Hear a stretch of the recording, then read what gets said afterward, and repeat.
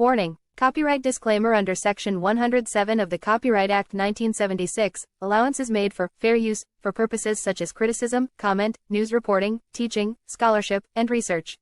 Fair use is a use permitted by copyright statute that might otherwise be infringing.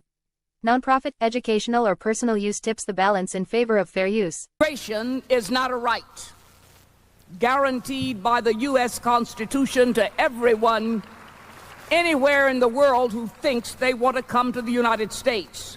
Immigration is a privilege. It is a privilege granted by the people of the United States to those we choose to admit. Many American workers do not have adequate job prospects. We should make their task easier to find employment, not harder.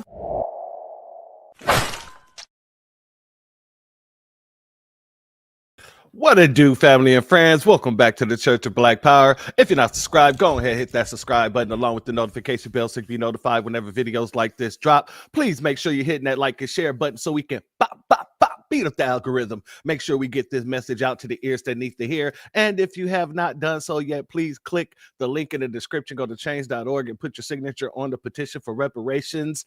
And also, please click that link in the description. Go to Telegram, join the Telegram group to help circumvent the shadow banning that's been going on with the new black media. And with that being said, family, I was supposed to do this yesterday. However, I had a very, very long day yesterday. I didn't even get home in time to do the broadcast. So I had to move it over to today because I knew by the time I got home yesterday, it'd have been after 7 o'clock. And usually if I'm on after 7 o'clock, that means I'm wrapping it up or trying to wrap it up around that time. So I just wanted to move it over to today. We got a lot to talk about. First and foremost, you know what we got to do, because once I get started, we're going 0 to 100. We got a lot to talk about in very little time. So let me give a B1 salute, shalom to our sister Aquarius Minded in the building. Much love to you, my sister. Thank you for being here, as well as I'll still gray. Excuse me. Just got finished eating. Much love to you. Thank you for being here, family. Thank you for being here, family, as well as Renaissance Woman in the building. Much love to you. Shalom to you. Thank you for being here, as well as DSA1 in the building. Shalom to you. Thank you for being here, family. Shelly Fans in the building. Much love to you, and thank you for being here, my sister. Our brother Reparations Nation is in the building. Much love to you, and thank you for being here, my good brother, as well as Quasi Black Star is in the building. Much love to you, family, and thank you for being here. Boilermaker in the building. I believe that's Eddie Foster, but much love to you, family. Thank you for being here. I'm just taking shots at the guesses right now. I'm putting pictures to the faces because, you know, like I said, they changed the whole way we look at the names here. Our sister Sybil's in the building. Much love to you. Thank you for being here. Shalom, as well as our sister Mia Kim is in the building. Much love to you, and thank you for being here, my good sister. As well as our good brother Black RU is in the building. Much love to you. Thank you for being here, family. Let's make sure we got everybody. Our sister Tasting Teas with Tony is in the building. Much love to you, and thank you for being here. Our good brother Iron Will is in the building. Much love to you, and thank you for being here. Much love to Rain Love. Shalom to you, and thank you for being here, family. Much love. Our good brother Black Truth United is in the building. Much love to you, and thank you for being here, my good brother. As always, Curtis Price is in the building. Much love to you. Thank you for being here, family. As well as our sister Cooking with Miss D is in the building. Much love to you. Thank you for being here, family. Mr. Fireworks 1000 is in the building. Much love to you. Thank you for being here, family. As well as our good brother Still Kevin Trees is in the building. I saw that dang video clip you put up the other day that had me laugh. In between you and our brother Black Truth United, y'all killing the y'all killing me with the jokes right now. I'm just saying. Much love to the both of you, family. Till G is still in the building. Much love to you. Thank you for being here. El Frankla is in the El Frank, yeah. Much love to you. Thank you for being here, family. If I got that wrong, please hold it to my head and not my heart. Our family Ishmael Bull is in the building. Much love to you. Thank you for being here. As well as our good sister Hurricane Nisi is in the building. Much love to you, my queen sister. Thank you for being here. Let me just make sure we got everybody here. Our sister Priscilla Taylor is in the building. Much love to you and thank you for being here. And for all those who are not in the chat, much love to you. Thank you for being here. And all those who's going to catch this in a replay, much love to you and thank you for being here. Now let's get started, family, because we got so much to get through. First and foremost, we got to start off in Minnesota. We got to start off in Minnesota. There's been so many things happening. Oh, it's our brother Manitou. Okay, much love to you, family. Thank you for being here. There's so much happening out there in Minnesota, and there's a lot of things being brought to the light out of Minnesota. From the whole Feed the Children situation to billions of dollars being scammed over a period of 10 to 15 years out of Minnesota. We got to talk about it. We got to talk about it because this is why it's called Tether Babble today. You're going to hear a lot of Tether Babble, but it's all going to show you exactly where we've been and where we're at and where they've been and where they're at now. And we're going to make sure that the world knows that, one, not only did we wash our hands of this situation, but we're sitting back watching with a smile on our face and a bucket of popcorn. And really, I was going to get a grape soda because it's been a while since I've drunk soda. Usually all I drink is water. However, I say, why break it? What I'm saying? Let me just stick to the water. I really wanted some grape soda. I'm not going to lie. Love me some grape soda. However, I stayed strong and I stuck with the water. So, I gotta be a little bit healthier because I'm eating this popcorn with extra butter. You dig what I'm saying? Shalom and salute to our brother Jesse Paris in the building. Much love to you. Now, let's get over here. Let's start here. The first 7 defendants in this massive case are standing trial together, and their portion of the alleged scam is centered in Shakopee. At a strip mall just off the main drag in Shakopee, where Empire Cuisine and Market used to be located, Abdiaziz Farah and Mohammed Ismail claimed to serve millions of meals to Minnesota kids in 2020 and 2021. This portion of the alleged Feeding Our Future scheme involved $30 million in federal funds for which they weren't entitled, money laundering, extravagant purchases, and the help of 6 other defendants, according to federal prosecutors.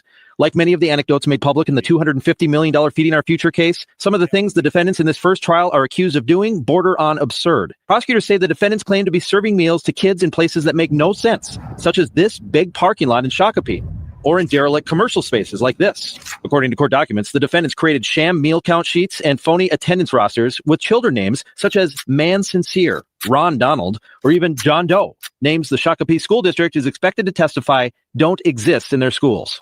Then what was done with the money? Prosecutors say they will trace how the defendants used the federal money to buy vehicles, real estate, a down payment on a $2.5 million home build, and a honeymoon in the Maldives. The 2 main defendants were also charged with passport fraud, and Ismail pleaded guilty to that. As to the alleged meal fraud, attorneys for the defendants say they did not knowingly defraud the government. Now that's from April 2024.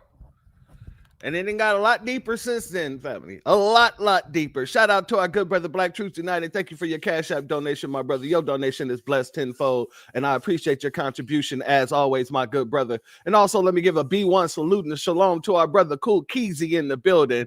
Much love to you, my good brother. Let's head over here, family. Let's head over here. Did money from Minnesota taxpayers earmarked to feed hungry children wind up in the hands of a Somali terrorist group?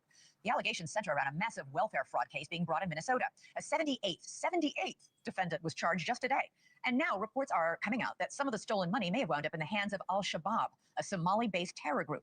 In response, President Trump says he intends to end deportation protections for about 700 Somali nationals in Minnesota, calling Minnesota a, quote, hub for Somali gang networks, though he's provided no evidence for that.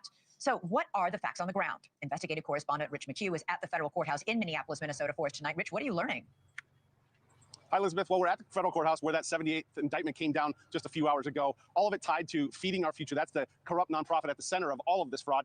We spoke with current and former federal sources, and they tell us billions have been stolen since 2019, that Minnesota is just riddled with fraud, and that a lot of this money goes back to Somalia, and a cut of all that money has gone to the Al-Qaeda-linked terror group Al-Shabaab. But I want to reset this for viewers because it's complicated. This all stems from Feeding Our Future. That's the largest COVID fraud ever.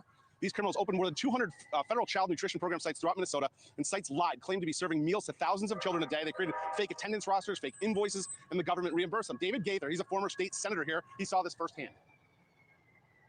Rich, this is the Safari restaurant in downtown Minneapolis. This is the epicenter of some of the biggest fraud and waste abuse in this area. The owner right now is currently in jail, federal jail.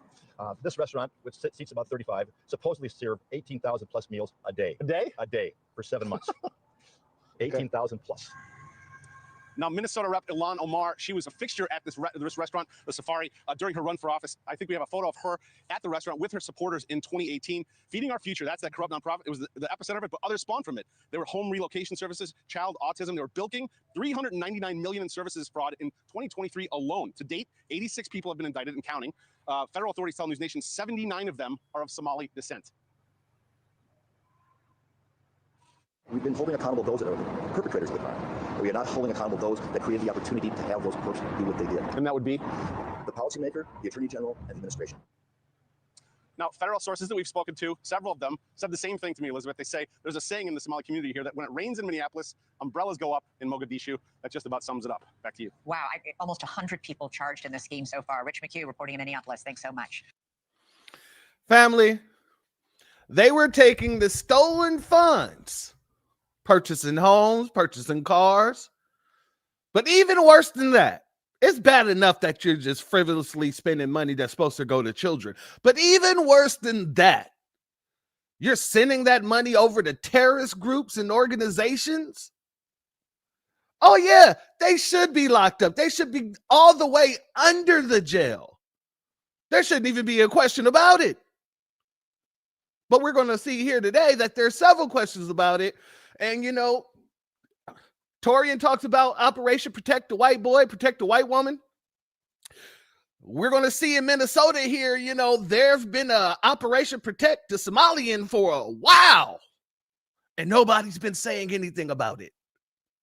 A B1 salute and shalom to our sister Mia Kim. Thank you for your Cashapp donation. Your donation is blessed tenfold, and I appreciate your contribution as always, my good sister. And a B1 salute to Donna C in the building. Much love to you. Thank you for being here.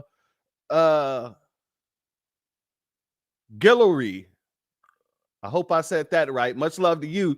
Thank you for being here. Shalom to you, as well as our sister Astarte Jones in the building, as well as our other sister Shamika Gray is in the building. Much love to you. Thank you both for being here, as well as our good brother Legit Hustle in the building. Much love to you, and thank you for being here. Family, when I say these folks are supposed to be locked all the way under the jail, they should absolutely be locked all the way under the jail. And let me tell you how, because a lot of folks ask a question like, how were they able to do this?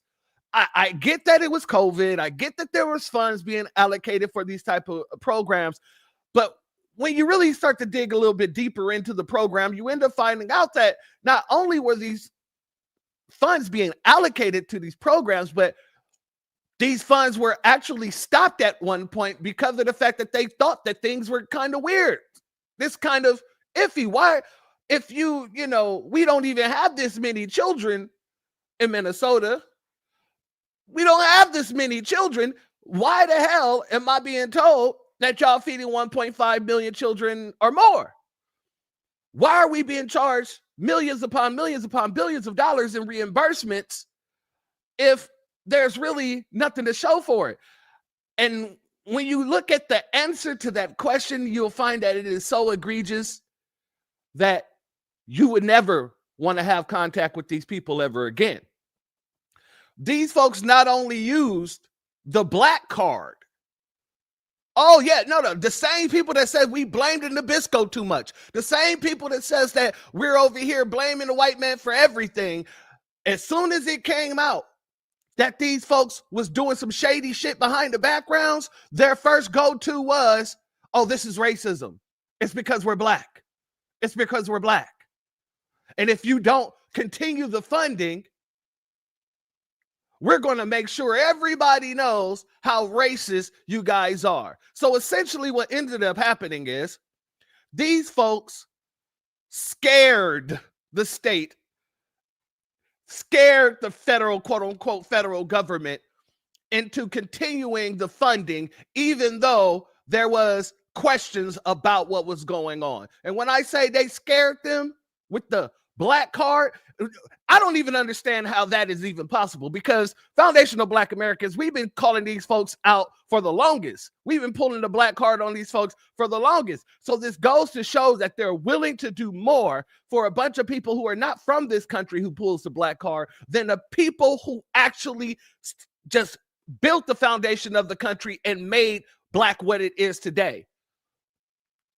I wanted to be very clear about that. Let's get into it, because we definitely got to make sure everybody understands. Now, this woman here, she's saying the fraud was enabled by DEI. She's an immigrant that do not understand DEI. She's going off of the Republican talking point because, you know, like I said, now they're trying to gain favor. Well, they're always trying to gain favor with the Nabisco, but they're trying their hardest to gain more favor now because they got a scope on them. They got the spotlight put on them. And I'm not just talking about Somalis. Let's get into it, family.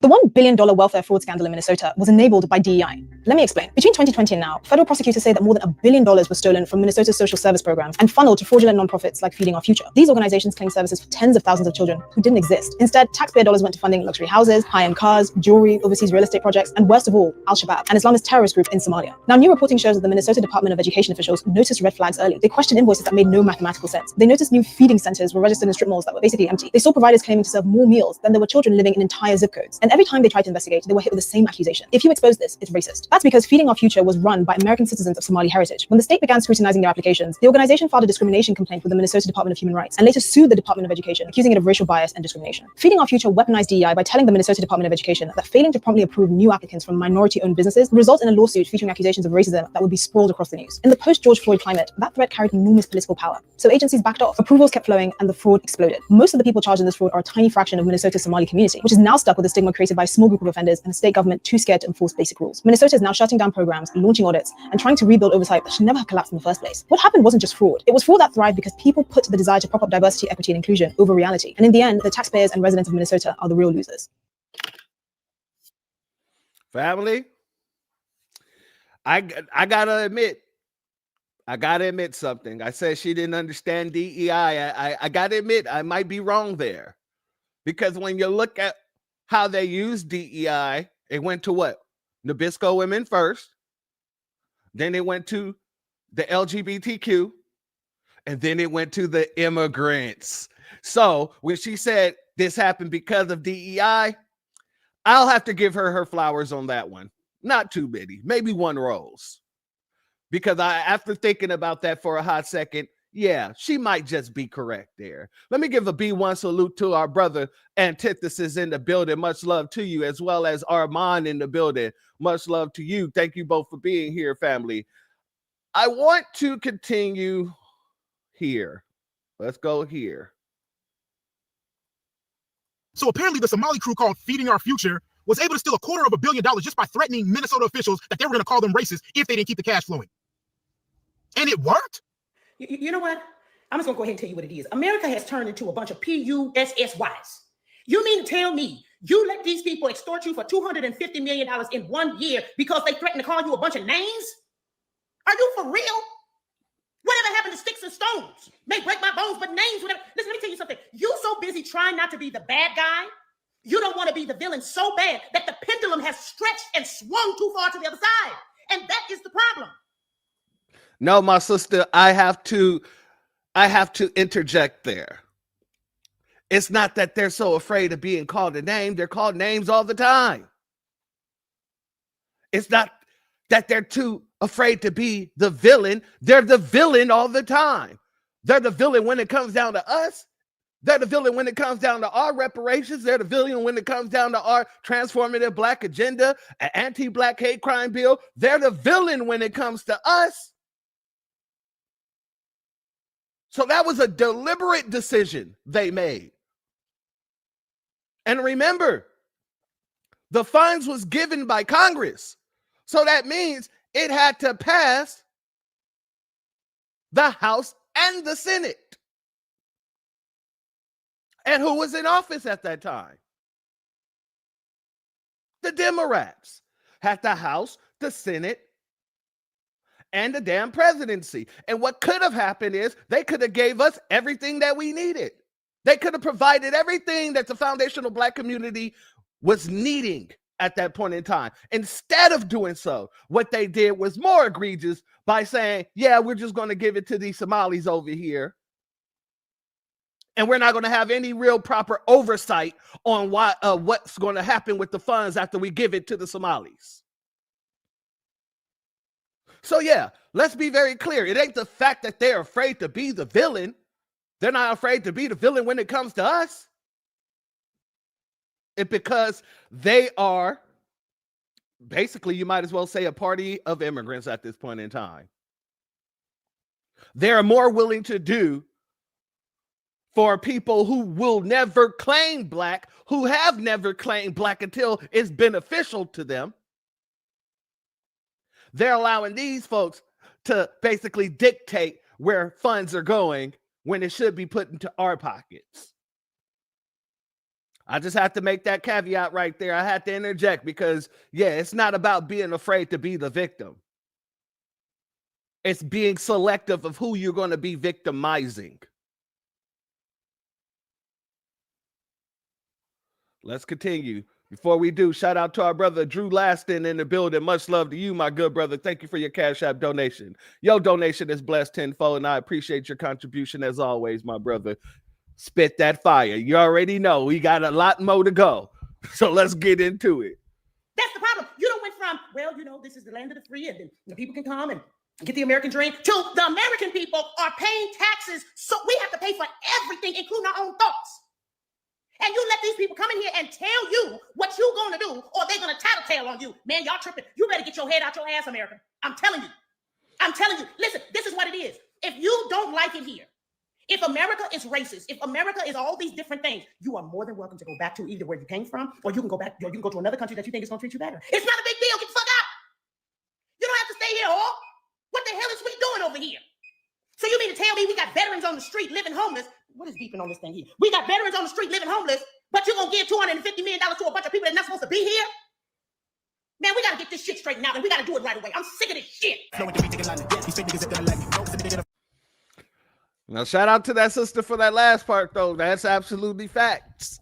Facts on facts. Why are we concerning ourselves with these folks? Why are we putting millions upon millions of dollars in their communities when they themselves selected to be here? They selected to come over here. They made the conscious decision and then came over here and became highly disrespectful, not just to Americans, but more specifically to foundational Black Americans who cracked open the door for them to be here in the first damn place. Oh yeah, this is going to be one of those episodes, family. This is going to be one of those type of broadcasts. We ain't playing no games with these folks here today. And I'm going to be implementing a new segment here. And I think you all are going to like it. I think you all are going to like it pretty much so. But that's going to be a little bit different, a little bit down the road. You know, we got a new opening for it and everything. But let's get into it. And spoiler alert, it's about your girl Crockpot. But let's continue here, family. And yes, folks have done, horrible things, and people have committed crimes, but we should not be pointing the entire community in one brush. I heard that MDE took this step to really stop feeding the kids in the middle of pandemic. My office had to do something. In the video, Osmond tells the room how he arranged a call with the MDE commissioner about their attempts to stop new meal sites. But I'm one of those people that push back and call it what it is, which is racist tactics. I told her this money is actually from the federal. Your job is to distribute fairly to the communities that deserve. At the time he delivered this speech, Osmond's wife, Ilo Amba, was in the middle of claiming to run a meal site of her own in this small office in downtown Minneapolis that the Minnesota Attorney General in this civil complaint calls a fraudulent shell company. Public records show Amba's nonprofit Urban Advantage Services received $460,000 in reimbursements between February and November 2021. The AG shut it down, citing participation in the meal fraud scheme. What's more, testimony and evidence in Bach's ongoing trial has shown Osmond and Amba signed over control of a different, dormant nonprofit they founded together called Stigma Free. Osmond writing to its new board, quote, "I have seen growth during the time that I've served, and I'm confident you will continue to grow this amazing organization in my absence." The men who took over Stigma Free are charged with using it immediately to rack up more than $13 million in meal fraud across the state. Councilmember Osmond, you agreed to sit down with me and talk about this week. Osmond never returned follow-up calls or texts. Is Councilmember Jamal Osmond in the office today? And could not be found to answer questions at City Council or at his home. Family, this man and his wife were so deep in the corruption, it's ridiculous. They're signing away LLCs. The wife is in it. He's in it. This was the man that was letting the state know, hey, you know, these funds come from the federal, so, you know, you're required to just allocate them. And if you don't, it's racist. They listened to this man. I would have told his wobble-headed ass to get the hell out of my office. But they listened to this man. Huh. Shout out to our sister Makiba Anderson in the building. Much love to you, my sister. Thank you for being here. Want to make sure here because I saw...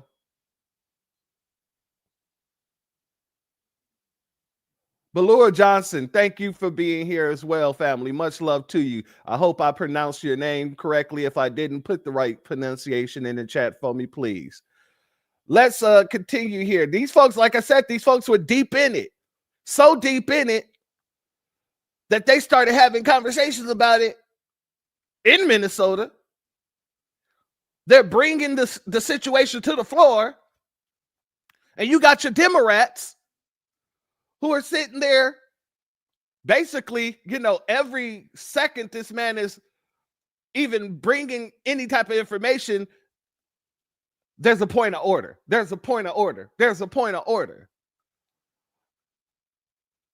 Shalom to our family. Rashad Wallace in the building. Much love to you. Thank you for being here. Let's go here, family.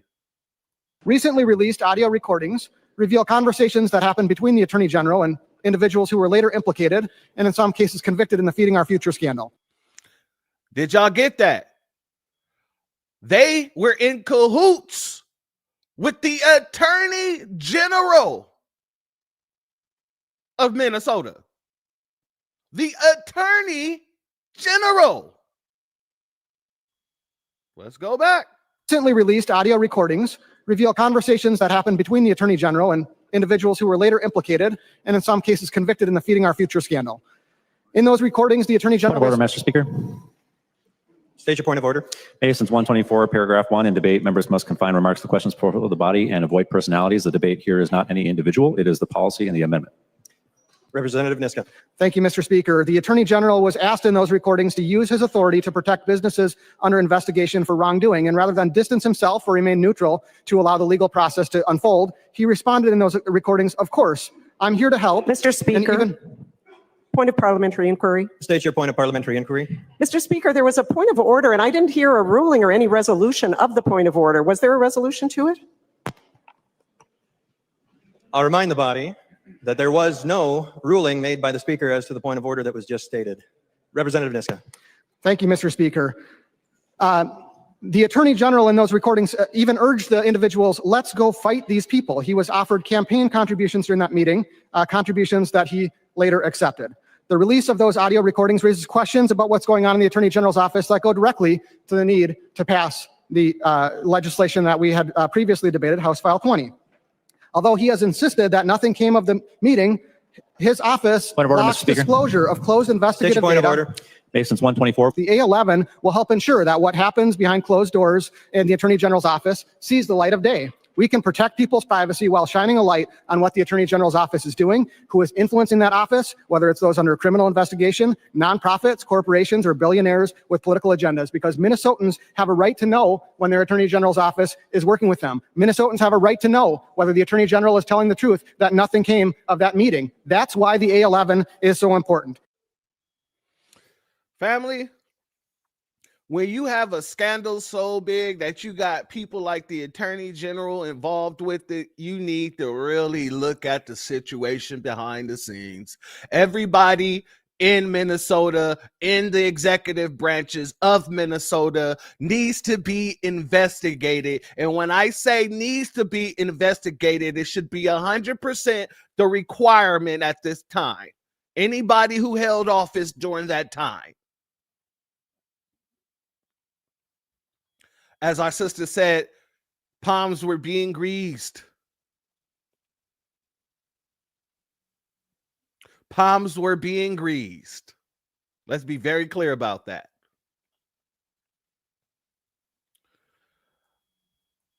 Exactly, my brother. From the top down, everybody needs to be investigated. And according to, depending on what you find, they need to be indicted as well. Now,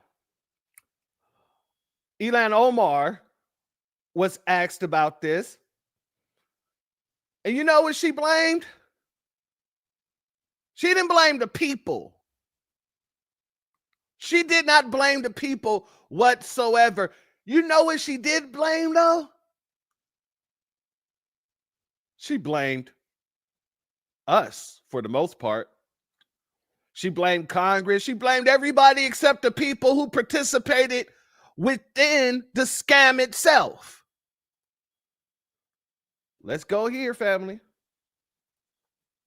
First of all, federal prosecutors say 59 people have been investigated in these schemes so far. Americans at large stole tens of billions of forms of aid during the pandemic all over the country. Minnesota's fraud scandal stands out, according to federal auditors. What are you hearing from investigators right now? Well, I've been following the cases closely as they've gone through the courts, and we know that there are more indictments possibly coming. I think that number might go up to 73 is what I'm hearing. Okay. Can you shed any light on why the fraud got so out of control in Minnesota?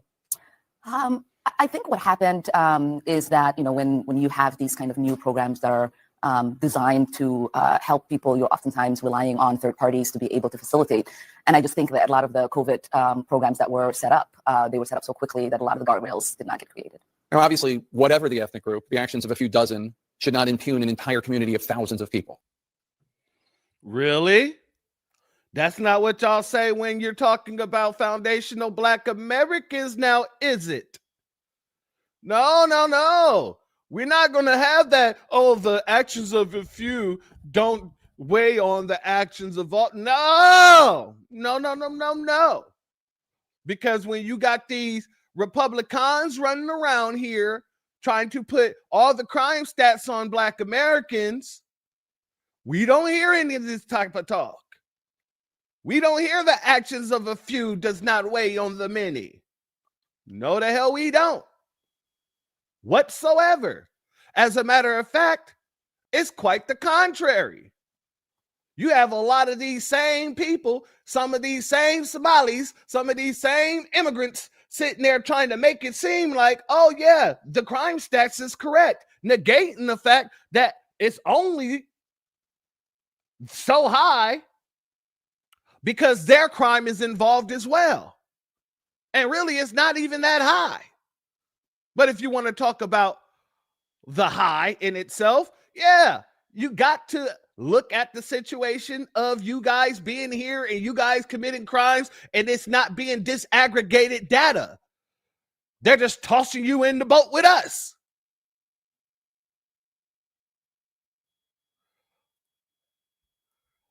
Shout out to Claude, Neely, Francis, Amos. Much love to you. Thank you for your super chat. Your donation is blessed tenfold, and I appreciate your contribution as always, family. Tethers claiming Black when convenient is more FBA exploitation. They do it with DNC. After MLK was unalive, DNC started a policy called benign neglect to ignore Black issues / focus on other groups. Shout out to you, family.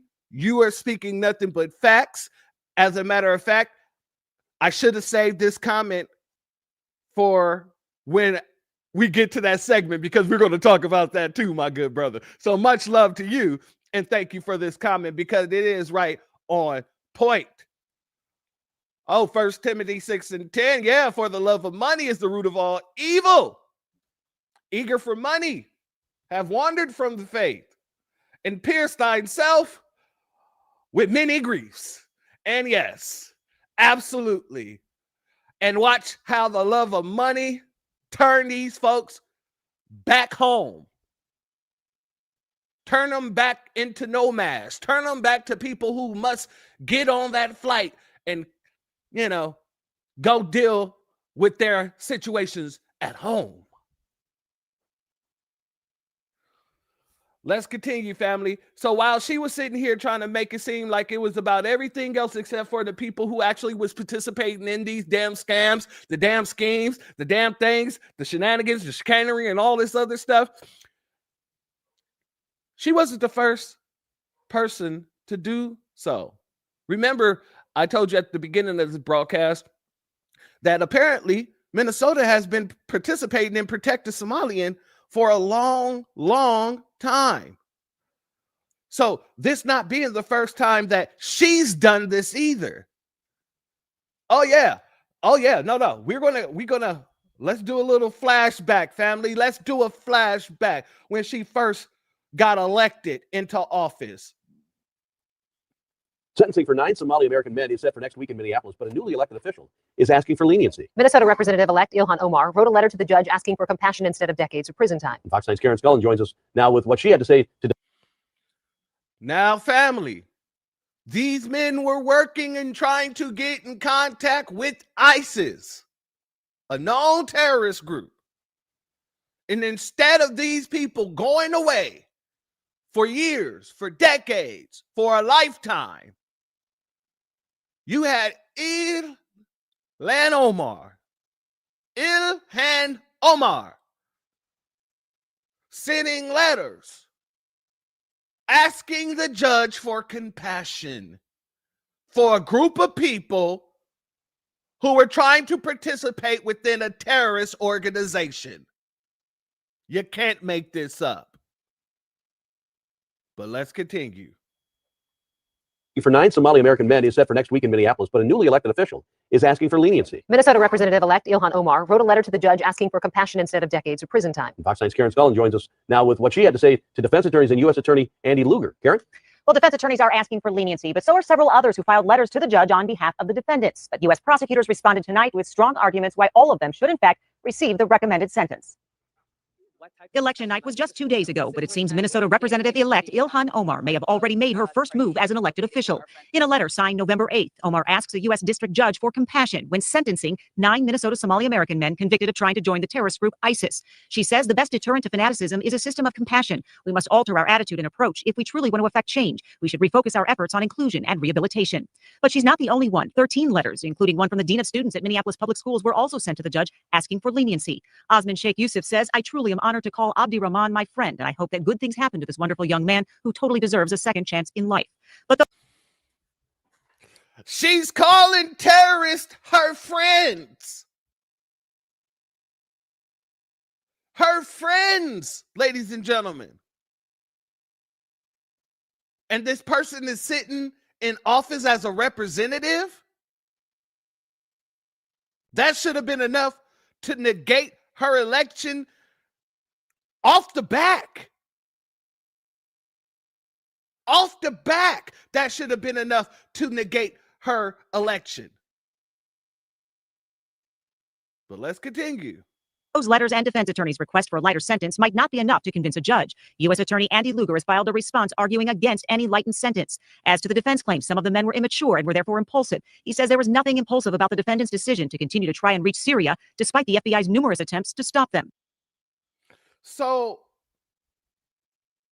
they were immature, but black children are looked at as goddamn grown men and grown women? You look at what's happening right now with our good brother Carmelo Anthony right here in Texas. Nobody said, oh, he's immature. They were immature. This is a situation for children. We still ain't heard a damn thing from the Democratic Party about Carmelo. They're as quiet as a church mouse pissing on cotton. But when it's grown-ass men from Somalia, all of a sudden they're immature? No, family. No. Shout out to our brother Uncensored Truth in the building. Much love to you. Thank you for being here, as well as our brother Och in the building. Much love to you. Thank you for being here, family. As well as Mr. You Know It is in the building. Mr. You Know It All is in the building. I love that. I love that name, family. Much love to you. Let's continue because, like I said, so they've been doing this in Minnesota for a while. You got a man who raped a 12-year-old. Let's go here, family. Who got the same kind of letter, and this is recent, from representatives asking for leniency because in his culture, in Somali culture, in Sharia law culture, it is perfectly acceptable to do such a thing. Oh no, family, I'm not making this up. Let's go here. Kaline Ibrahim, who migrated into the United States and now lives in Minnesota from Somalia. This Somalian animal is 42 years old. He grabbed a 12-year-old girl, brought her into the car, essayed her, and now he's going to serve 12 years in prison. But that's not where the story ends. It's actually where it starts. You're looking at a letter of support for that animal from an Islamic center. An Islamic center where that animal was a member of our community. At first, I thought, no way that this is real, but it is. The support letter essentially explains to the judge why Kaline committed the act and why it's not actually his fault. The reason is because he's not assimilated into non-Somali culture yet here in the United States. Because in predominantly Muslim countries like Somalia, it's absolutely okay to commit such acts. That is what we call Sharia law. And to make things even worse, this is the guy who wrote the letter. He's the executive director of the Islamic Center in St. Paul, Minnesota. And the University of Minnesota Center for the Study of Politics and Governance has hired Ahmed Anshour to be a professor at their college. So now an executive director of an Islamic center which sent a letter of support for a child predator is a professor at the University of Minnesota. What I say, you can't make this up. Shout out to our family, Claude Neely Francis, Claude Neely Francis Amos. Once again, our current U.S. prisons are modern day slave plantations, and the Democrats say nothing about it. As Malcolm X said, the so-called liberal are the worst for Black Americans. And I 100% agree with you. And that is another great point that I was going to make later on. But we'll get there. Trust me. Yes, we will get there. Because they're really fighting for all these illegals. But when it comes to us, oh, quiet. Quiet. Quieter than the church mouse. Let's continue because I want to show you all these little protections. The Feed Our Children situation is also, you got somebody stepping in to, quote unquote, protect the Somalian.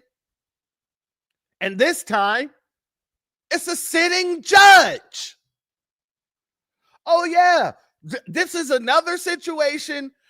This is the first time I've seen it happen, but I'm sure it's not the first time that it's happened. This is another situation where a judge has stepped in and acted as a defense attorney instead of just being a non-partial judge. Who else did they do that for? Wasn't it a white supremacist they did that for? Let me think. Oh, yeah. Kyle Rittenhouse. In the case of Kyle Rittenhouse, the judge actively acted as Kyle Rittenhouse's attorney and not the impartial judge that he was supposed to act as. Even going as far to make sure and instruct that none of the victims could be called victims in the case. Oh, now we have a Tether version, ladies and gentlemen. Let's go here.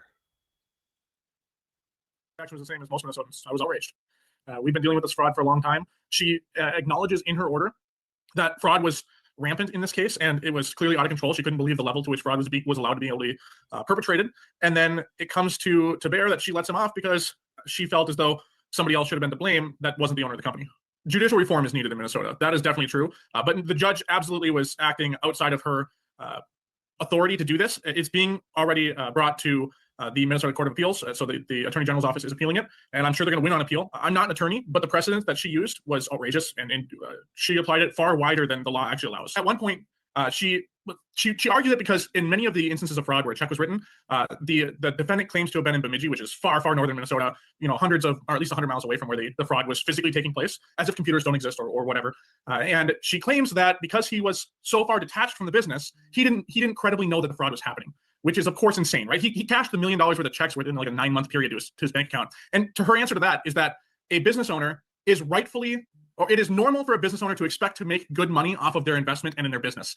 And then 2 lines later makes the case that he was really only the owner on paper and therefore wasn't part of the day-to-day fraud, which is an insane thing to say. I wish I could set up a business tomorrow, make $1 million in 9 months or whatever the time frame was, and then have no accountability and actually have a district court judge come to my aid to make sure that I couldn't be held accountable for my fraud. That's insane. Judicial reform is necessary in Minnesota. These activist judges, and you hear a ton of people making the accusation that she's on the take or that she was threatened. And I fear the reality is much worse, which is that this judge, this wasn't an extreme situation. This is just how she operates. I think that she is a true extremist, that her ideology is running her courtroom and damaging our justice system. People in Minnesota are questioning whether or not the judicial system can be trusted. And with judges like this, I see why. Shout out to Cut the Check in the building. These Somalians definitely signed a treaty. Absolutely. Absolutely.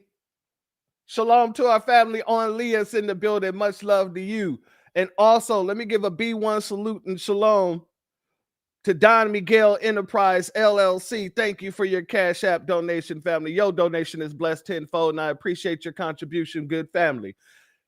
Family, when have you seen cases like that where the judge has willingly turned herself or turned himself into a defense attorney for the defense in a black case? You've never seen it. And you still never seen it because Somalians ain't black. Let them tell it, right? However, this is an active judge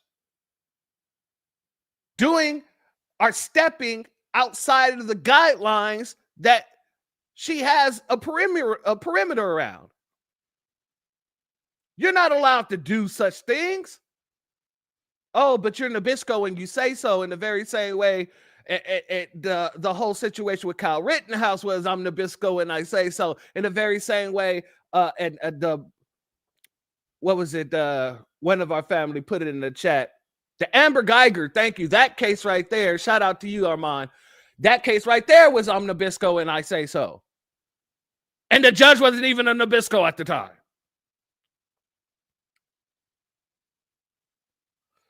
Let's be very clear. It's truly Operation Protect the Somali. The folks who participated in this scam,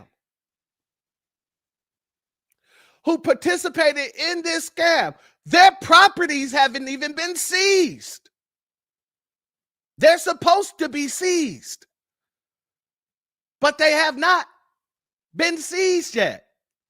Shout out to our sister Coco Drop in the building. Much love to you. Thank you for being here, my sister. Let's go here, family. Viewers contacted us about houses purchased with stolen money, still owned by people who've been charged and in some cases even convicted. Our investigative reporter Eric Rasmussen recently went door to door at 3 properties marked for seizure and confirmed that it has still not happened. Is it fair for the public to want answers about what's being done? Absolutely. It's our money. This is something in criminal law that too often gets forgotten, the money side of it. Viewers contacted us about houses purchased with stolen money, still owned by people who've been charged and in some cases even convicted. Our investigative reporter Eric Rasmussen recently went door to door at 3 properties marked for seizure and confirmed that it has still not happened. Is it fair for the public to want answers about what's being done? Absolutely. It's our money. This is something in criminal law that too often gets forgotten, the money side of it. Viewers contacted us about houses purchased with stolen money, still owned by people who've been charged and in some. Now, family, he says this is what happens often too many times. People forget about the money. When it's Black Americans, when it's foundational Black Americans, they never forget about the money. They never forget about the properties. They never forget to seize anything. They will come and take everything. Everything. But yet, when it's us, oh, no. There's no reason to forget. But when it's everybody else, all of a sudden people got amnesia. All of a sudden people have forgotten how to speak, walk, talk, and seize property.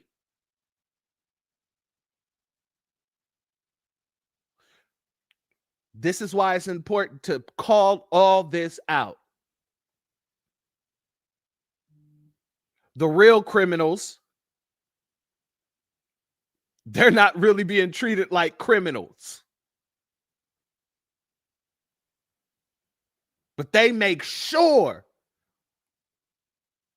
that foundational Black Americans have the presumption of being a criminal.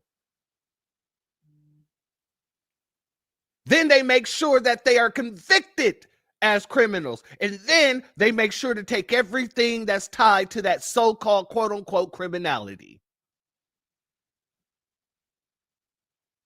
Oh yeah, family. Like I said, this is another one. We're not going to play around on this one whatsoever. Shout out and shalom to our sister, Fake Speaks Life. Thank you for your Cash App donation. Your donation is blessed tenfold, and I appreciate your contribution as always, my good sister. As well as shout out to Luke Skywalker in the building. Much love to you. Thank you for being here, family. So, family, with all that going on in Minnesota, I wasn't surprised at all to see Donald Trump say, you know what? We're going to go up into Minnesota. I wasn't surprised by any of the situation that happened after Trump got involved. But of course, we got to first play a couple clips here. Let's go here. The president has called to end the temporary protected status of Somalians living in the state of Minnesota. Blatant marriage fraud, visa overstays, people claiming to work at businesses that can't be found, forged documents, abuse of the H-1B visa system, abuse of the F-1 visa. When someone's temporary protected status is lifted, they are now illegal alien. Whether it's Minneapolis, could be Philadelphia, could be anywhere. We're going to go ahead and remove those elements out of our country because at that point, especially the game here under false pretenses, that's what ICE does as a law enforcement mission. We have to ensure we remove those people from our communities. The president has called to end the temporary protected status. Aquarius Minded said the orange man went in. Hey, sounding like us, didn't he? He sounded dead on like us. Shalom and salute to our sister LaShawn Kent in the building. Much love to you. Thank you for your super sticker. Your donation is blessed tenfold, and I appreciate you as always, family. Family, the orange man went in. Before we get there, though, hold on. I'm gonna get there. We got to let this clip play first. Let's go. We have so much great things to talk about at USDA, but the third thing, which became very much a part of the national conversation during the Democrat shutdown, was SNAP reform, food stamp reform. When all of America saw what so many of us know and have been working on, but when you have so much rampant fraud in a program that 42 million Americans participate in, now big, good piece of news that I hope is written about. Since you became president, about 800,000 of those 42 million have moved off of food stamps, which is hopefully the plan with better jobs, higher wages, et cetera. But still, when we found 186,000 dead people Social Security numbers being used, 500,000 people receiving benefits more than twice. We had a couple of people receiving benefits in 6 states. In February of this year, we asked for all the states for the first time to turn over their data to the federal government, to let the USDA partner with them to root out this fraud, to make sure that those who really need food stamps are getting them, but also to ensure that the American taxpayer is protected. 21 states said yes, not surprised. 29 states said yes, not surprisingly, the red states. And that's where all of that data, that fraud comes from. But 21 states, including California, New York, and Minnesota, blue states, continue to say no. So as of next week, we have begun and will begin to stop moving federal funds into those states until they comply and they tell us and allow us to partner with them to root out this fraud and to protect the American taxpayer. As Joe Biden was working to buy an election a year ago, he increased food stamp program funding by 40%. So now as we continue to roll that back. So the partnership in Making America Healthy Again is also in food stamps, but a lot of what Bobby and I are doing together is really remarkable. But again, just gratitude and joy. So, family, you got a bunch of states who are refusing to work with the federal government by giving them the list of people who are receiving the benefits that are supposed to just be for American citizens. And yeah, it looks like they're going to be having some issues with their funding because, they're saying, hey, we might just cut this off. We might just cut it off. If you don't want to work with us, guess what? We could damn show cut it off. And I hope they do. 100% vote, I hope they do. Because then you'll be forced to work in the legal realm rather than doing things for illegals and trying to protect them in your state. Shout out to our sister Donna C. She said the orange man saying it with his full chest. Absolutely. We're about to play that clip. We're about to play that clip right now. Shout out to Claude Neely, Francis Amos, once again for your super chat. Excuse me. Your donation is blessed tenfold. And I appreciate your contribution as always, good brother. Always analyze when something is being done. When something is done as well as what was done. Dr. Amos Wilson, absolutely. After this 1964 Civil Rights Act, 1965 Immigration and Nationality Act was signed, in 1967 qualified immunity was enacted. Absolutely, family. Another great comment. Thank you for that, family. Another phenomenal comment. You are absolutely right. Shout out to Afro Troop in the building. Much love to you. Thank you for being here, family. Much love, as well as our sister Anita Herrell in the building. Much love to you, my sister. Thank you for being here. Shalom to you. Oh, got another one from my brother Claude Neely, Francis Amos. Much love to you. Chat GPT research. Prior to the 1965 Immigration and Nationality Act, the percentage of Black immigrants in the U.S. was very small, often described as nearly invisible in the 1960 census. Oh, so that says a lot for all those people who said, I was here. I marched with Dr. Martin Luther King. Shout out to you for that as well, my family. Thank you. Your donation is blessed tenfold, and I appreciate your contribution as always, good brother. Let's get to what Donald Trump had to say here. President, thank you. The mayor of Minneapolis, Jacob Frey, is saying that he's actually proud to have the largest Somali community in the country, and his police chief. Well, he's a fool. Well, his police chief is also saying I would be proud to have the largest Somalian. Look at their nation. Look how bad their nation is. It's not even a nation. It's just people walking around killing each other. Look, these Somalians have taken billions of dollars out of our country. They've taken billions and billions of dollars. They have a representative, Ilhan Omar, who they say married her brother. That's a fraud. She tries to deny it now, but you can't really deny it because it just happened. And she shouldn't be allowed to be a congresswoman, and I'm sure people are looking at that. And she should be thrown the hell out of our country. And most of those people, they have destroyed Minnesota. Okay, Minnesota, you have an incompetent governor. You have a crooked governor. He's crooked as hell, but he's incompetent. Walsh he should be ashamed. That beautiful land, that beautiful state, it's a hellhole right now. And the Somalians should be out of here. They've destroyed our country. And all they do is complain, complain, complain. You have her. She's always talking about the Constitution provides me with, go back to your own country and figure out your Constitution. All she does is complain about this country. Without this country, she would not be in very good shape. She probably wouldn't be alive right now. So Somalia is considered by many to be the worst country on earth. I don't know. I haven't been there. I won't be there anytime soon, I hope. But what the Somalian people have done to Minnesota is not even believable. It's not even believable. And a lot of it starts with the governor. A lot of it starts with Barack Hussein Obama, because that's when people started coming in. And you have to have people come in that are going to love our country, cherish our country. They want to kiss our country goodnight. They talk about our country. We want them to pray for our country. This is not the people living in Minnesota. And she's a disaster. She should not be, and her friends shouldn't be allowed. Frankly, they shouldn't even be allowed to be Congress people. Okay? They shouldn't even be allowed to be Congress people because they don't represent the interests of our country.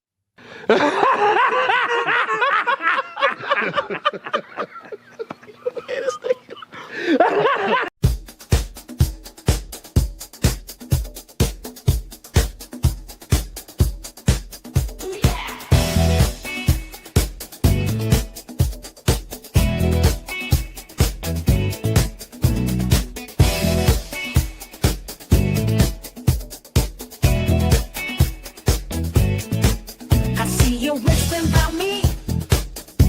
You think I ain't listen. Watch and see. Got my funk, got my groove. Got me getting even tonight. We gon' party. Day season. Thought I let it slide, but I'm petty and proud.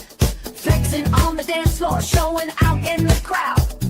Feeling so fancy, got my stinger ready. Watch out, y'all, it's time to get petty.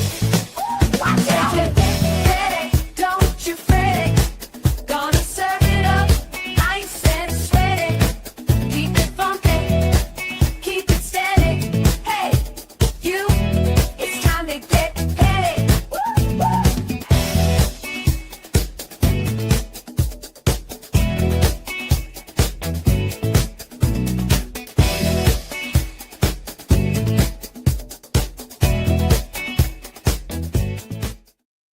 And this is what's happening ever since we decided to step back and let y'all handle your candle. This is what happens when you disrespect foundational Black Americans and we say, okay, no more, we're taking off the cape. You got the President of the United States of America sitting here calling you just exactly what it is. He's calling it down the lines, but he's doing it with a vernacular of a foundational Black American.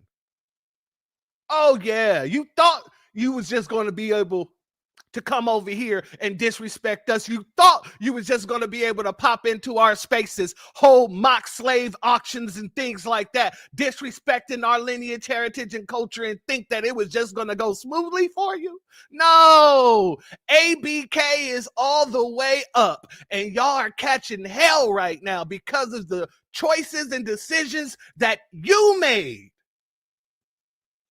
And you damn right I'm going to get really petty about it. A B1 salute to our good sister, FBA Queen in the building. Much love to you, my sister. Thank you for being here.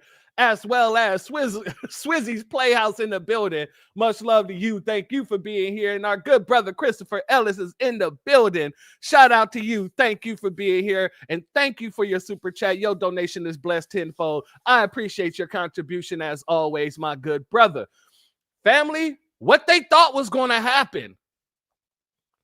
What did they think was going to happen? You thought you was just going to sit around and disrespect us continuously and nothing was going to happen?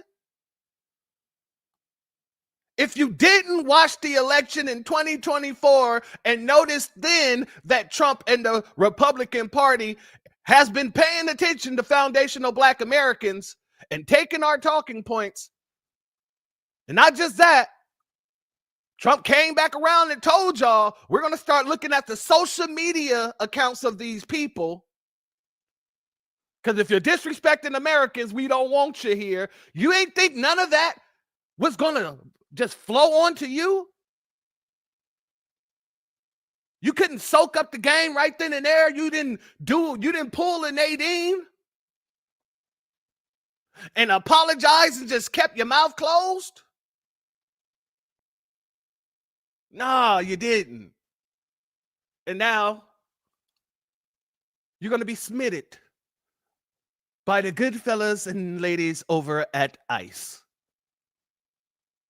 My good brothers and sisters, call ICE and call them twice. My good brother, Black Truth United, is in the building. Please put the ICE number in the chat once again.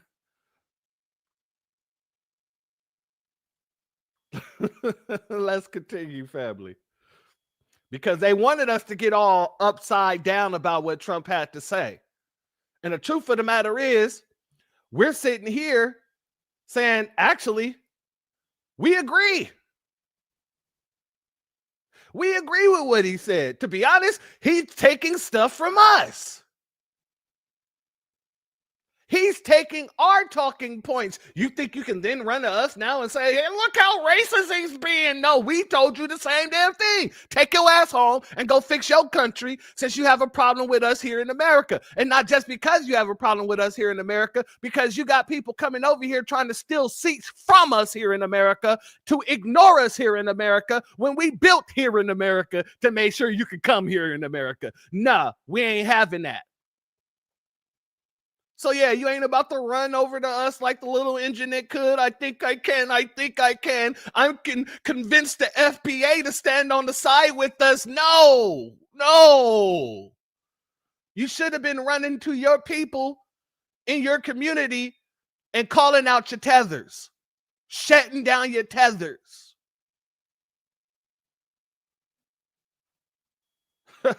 Shout out to Aquarius Minded. He's in our spaces. You better believe he is. You better believe he is. Shout out to our good brother Berners Brass in the building. Much love to you, as well as JJ in the building. Much love to you. Thank you both for being here, family. Excuse me. Oh, the allergies. Okay, let me play this clip here of our good brother here and get a drink of water. I'm gonna be honest, y'all, man. Donald Trump said some shit that I think all of us wanted to say, man. Especially when people come here and get all the good graces of the United States of America, everything that their hearts and dreams and desires to get. But then you got people like Ilhan Omar and individuals that's from other countries who migrated here and became a congresswoman, whatever the hell you are, you complain about how bad the U.S. is and how great your country is. Well, bitch, if it's so bad, then why don't you take your ass back to Somalia? Like Donald Trump said, all y'all do is come over here and bitch about how bad this country is. But I promise you, if we didn't open the door for y'all asses, you'd probably be dead. So you mean to tell me you're going to come here and scam the U.S. and send that shit back to your country using our welfare system to fund terrorists? And yes, y'all motherfuckers fund terrorists. They skim off the top. I mean, come on, man. When the last time you heard somebody say, we booking a trip to Mogadishu? Bitch, please. I mean, the same thing when I hear illegal immigrants come over here and demand rights. And it's so crazy that our leftists and young people are so brainwashed. Even black people on our side, they want to fight for these illegal immigrants. Bro, if you took your ass to Honduras or Colombia and did the shit that they do here, bro, your black ass wouldn't even make it. They would ship your ass right on off. It just defies logic, some of the stuff that I hear these people fight for, man. Bro, again, if the U.S. ain't shit, if the U.S. is so bad, if the U.S. is so racist, and you come from another country, like Donald Trump said, you can bitch, but won't you take your ass back home and fix that shit? You won't. I mean, we have the most blessed, generous nation in the world, but it's so crazy that people feel like they are entitled to it. No, you're not entitled to it. Especially like Donald Trump said today, you add nothing to the system, nothing but hands. Even if you came here as a refugee, even if you came here as a asylum seeker, that just didn't automatically give you the right to go into the welfare system and live off of it for the rest of your life. Let's think about TPS. Yes, temporary protected status. Bro, everyone wants you to be protected and to stay here and to get here and not have to leave, but everybody forgets the fact about it is temporary. Bro, the left, you want them to stay here. And when they get here, why would you want to work? If I give you the welfare teat and you can sit on it for the rest of your life, why would I want to go anywhere? Why would I want to thrive? Why would I want to work for anything? And it's crazy when we have veterans on the street. Honestly, sometimes in this world, I just believe I'm in a whole different world, man. Common sense means nothing. And that's why I'm attracted to Donald Trump, man. It's logic, man. It's straightforward. It's not sugarcoated. It's not cut. It's telling the real ass shit that we really think, what you're afraid to say. And it resonates to those who work their ass off, those who love this country, those who put in the time, those who don't need nobody to tell them what they need to do or hand up, those that didn't come from money, those who knows how to struggle and how to get up on their feet, those who got that money to go get it. Bro, Donald Trump, keep talking your shit, bro. Because me and millions of them, we feel what the hell you saying. Stop all the bitching. Take your ass back home if you don't like it. Yeah, Donald Trump, keep talking our shit, because he ain't talking his shit. He's talking our shit. Keep talking our shit. But like our good sister Aquarius Minded says, Donnie, if you're listening, cut the damn check.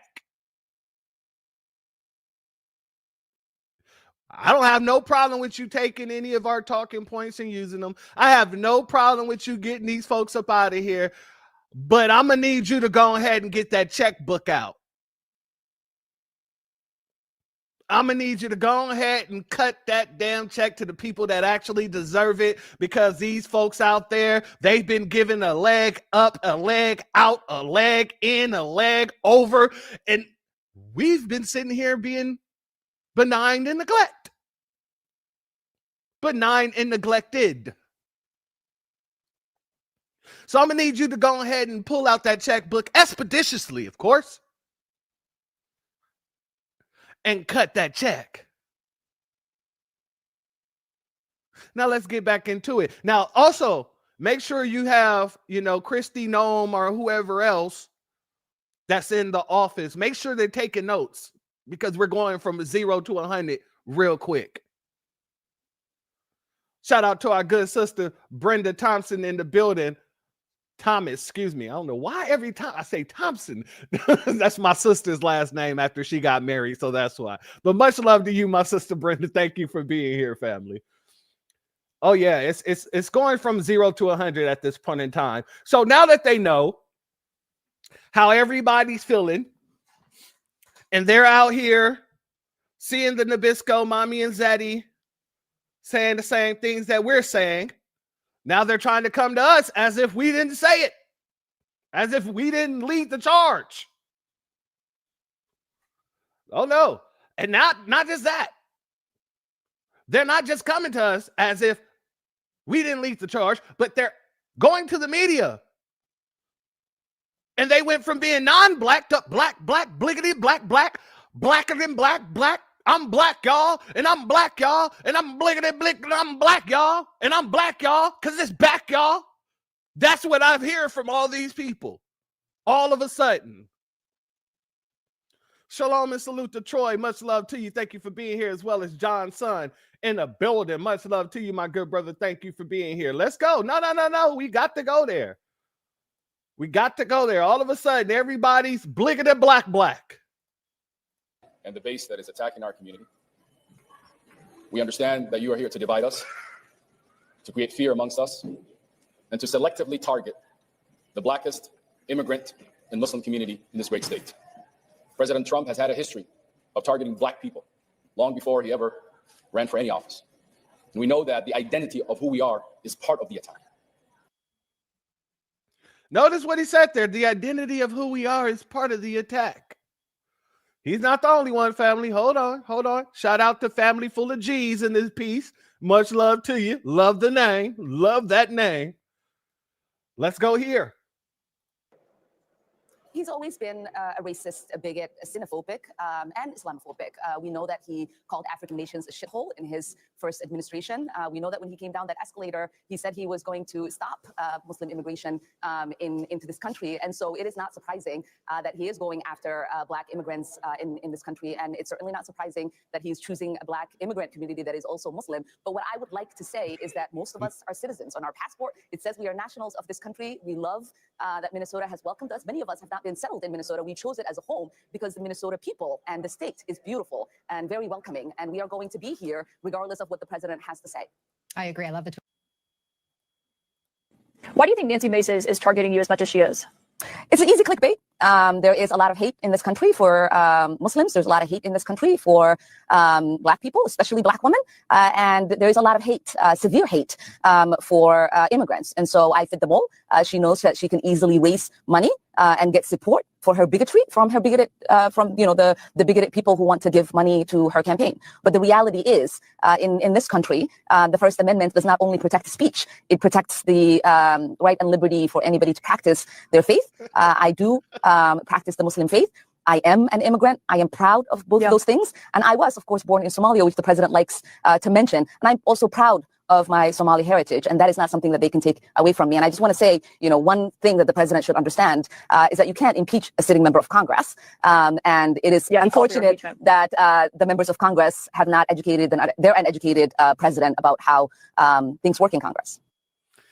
Yeah, but you can denationalize somebody through an act of Congress.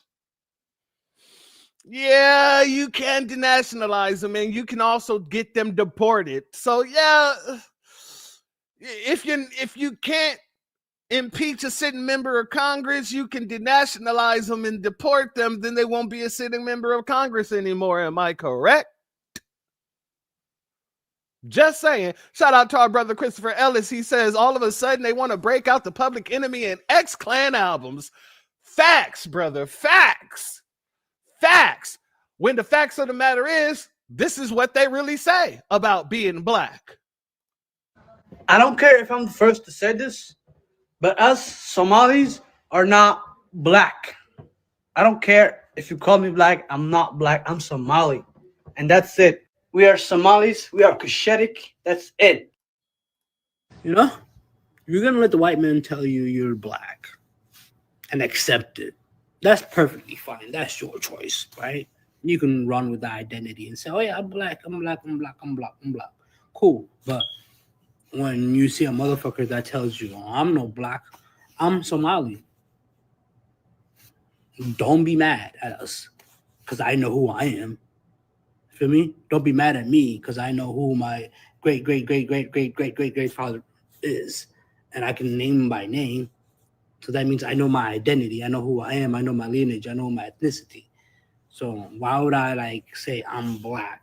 Yeah, my skin color got melanin, but melanin is not Black. Melanin is a thing that helps you survive the sun. So it's tell me that's this Black identity thing. That's a white man literally trying to brainwash y'all, and y'all fighting us for that. That's crazy. Somalis are not Black. Let me explain why. Looking at me right now, chat, am I Black? I'm literally brown. I'm literally brown, bro. Think about it as well. Somalis are Arabs. We're in the Arab leagues. We speak the Arab language. We eat the Arab food. Bro, think about it like this, bro. If a whole community doesn't regard themselves as Black, we can't be Black, bro. We literally can't be Black, bro. Boogie, did you eat your brain cells? Really and truly, Somalis are Arabs, bro. Think about it, bro. We're in the Arab leagues. We speak the Arab language. Bro, tell me I'm not lying, bro. We are Somalis, not Black. There, I said it. All right? Everyone is keep asking, why don't Somalis want to identify as Black? It's simple. The term Black was never a word to begin with. Yeah. The term Black, it didn't come from Africa. It came from America. Hello, right? It was designed to separate slaves from Europeans. It was not designed to celebrate identity. It was to control it. Yeah. So when Somalis came to the West, we didn't suddenly become black. We were labeled, all right? Imposed. And we embrace it. Chill like that. Chill like that. Sheesh. Somalis had identity before race, all right? Our identity comes from our ancestors, not appearance. Yeah, all right? Blackness is a Western category.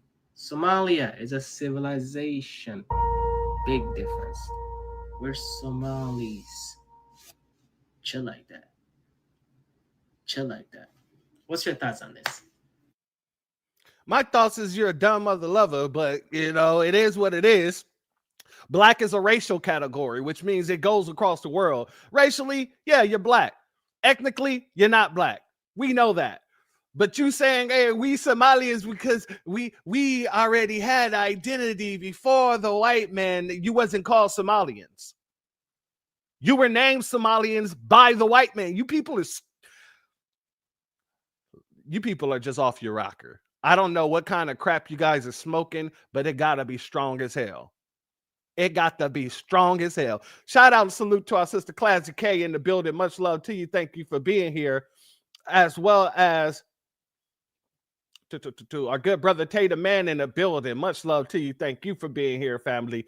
Yeah, these folks are quite literally, I don't know if they're doing strong cocaine or strong fentanyl. Maybe it's Coca Fall. I don't know. Fentanyl, Coke. Don't know. They're doing something very, very strong. Shout out Brian Barnes as well. Much love to you. Thank you for being here, family.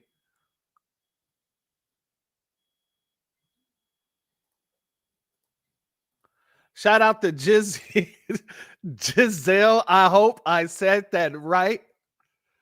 Much love to you. Thank you for your super chat. Your donation is blessed tenfold, and I appreciate your contribution as always. They are not black, while some of them look like inbreds with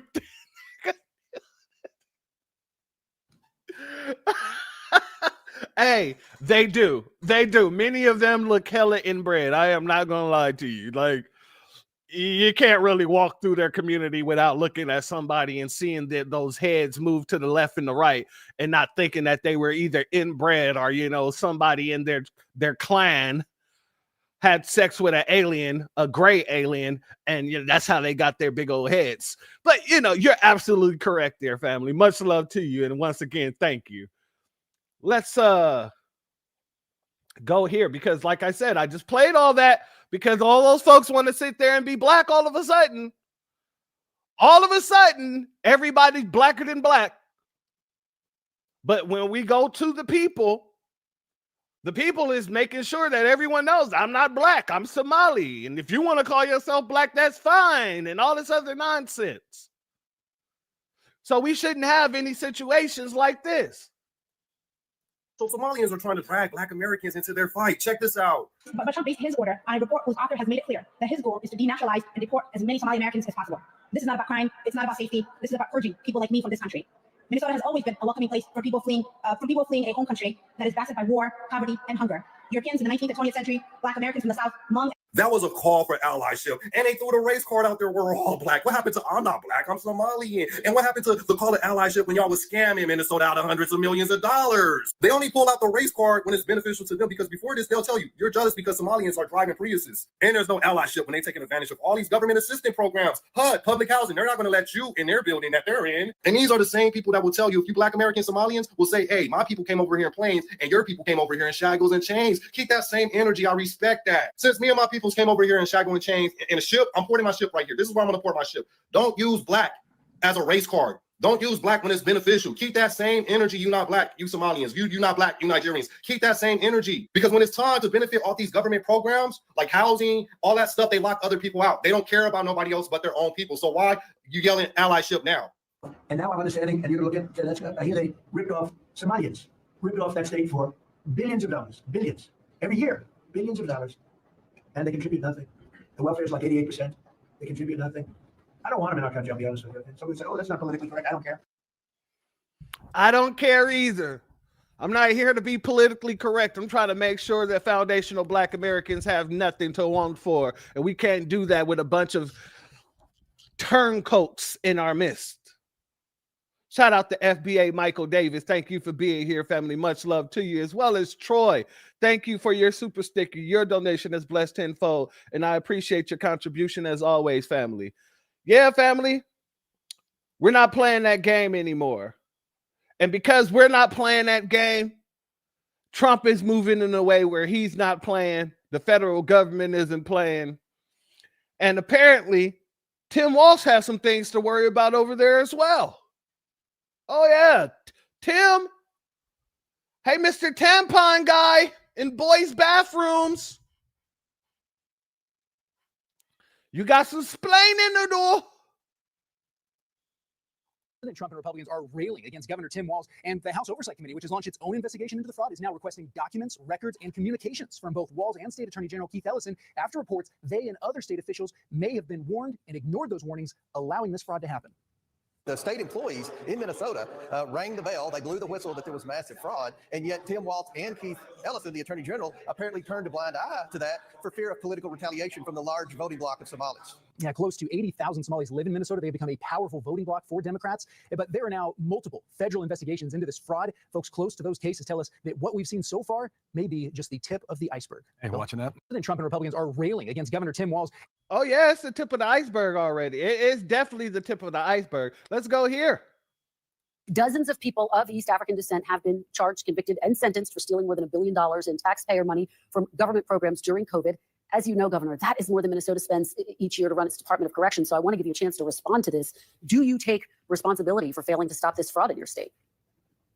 Well, certainly I take responsibility for putting people in jail. Governors don't get to just talk theoretically. We have to solve problems. And I will note, it's not just Somalis. Minnesota is a generous state. Minnesota is a prosperous state, a well-run state. We're AAA bond rated, but that attracts criminals. Those people are going to jail. We're doing everything we can. But to demonize an entire community on the actions of a few, it's lazy. Dozens of people of East. Now, family, let me read what it says here. Walz accused by 480 state employees of retaliation for exposing Somali fraud. Oh, wow. Shout out to our brother Cut the Check in the building. Thank you for your Cash App donation, family. Your donation is blessed tenfold, and I appreciate your contribution as always. Hundreds of Minnesota social service workers reveal Governor Tim Walz 100% responsible for massive fraud across Minnesota's social services programs. He crushed whistleblowers and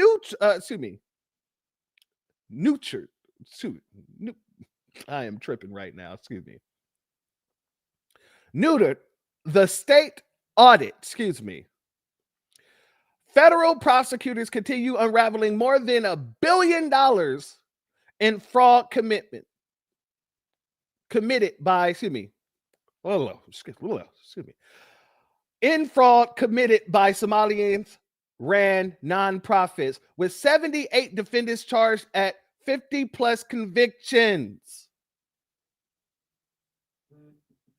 Oh God dang it, people calling me in the middle of my broadcast. Some of the stolen funds were funneled to Somalian terrorists in Africa.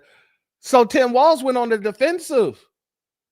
People's been calling him out for being responsible. He knew the whole time what was going on. Yeah, you got some explaining to do, Walz, and I'm not too surprised. I'm not too surprised because you're doing stuff like this. All right, ready. Whoa, wait a minute.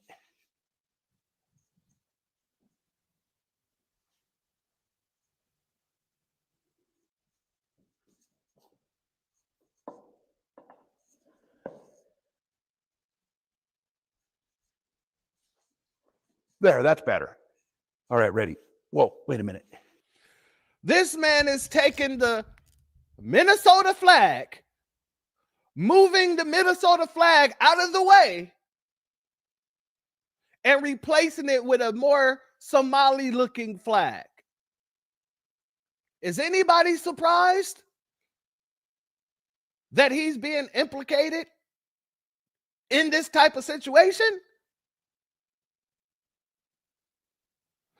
Are you surprised that just yesterday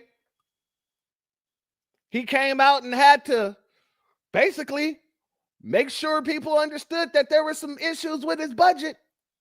Let's go here. Decisions made. I want to thank our legislative leaders who you'll hear from here shortly. We made a decision to leave a substantial amount of money on the bottom line last year to be able to talk about that. You also saw from this presentation, look, it's pretty inescapable. There's two areas that are the bulk of this growth. They make up about 76% of the budget the next time. And inside of those areas, there's two areas where most of this increased spending, where the debt's coming from. That's in special education and that's in long-term care and disability waivers. And those are really hard decisions that are going to have to be made, but those are things that we're going to have to look at. That's what's driving the spending is what we've seen. And that's historic. We talked about that last time. We talked about it coming. This has happened over decades as its growth, and you saw on the charts as it's growing. So decisions made. I want to thank our legislative leaders who you'll hear from here shortly.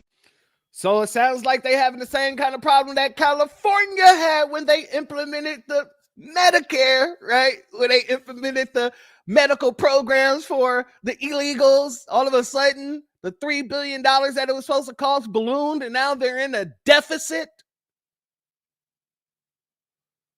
Yeah. Like I said, family, all of these folks need to be investigated from the top all the way down to the bottom. From the governor all the way down to the alderman.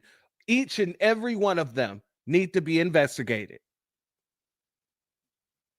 Let's continue. Let's continue because we still got a lot to go. We got a lot to go here. Let's get over here.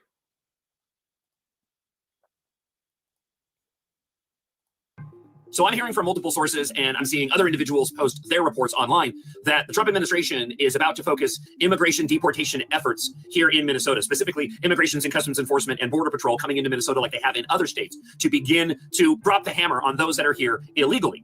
Now, we already saw a raid that took place in St. Paul earlier this week. It turns out the individual was a felon, broken into the country multiple times, and had a rap sheet, including abuse.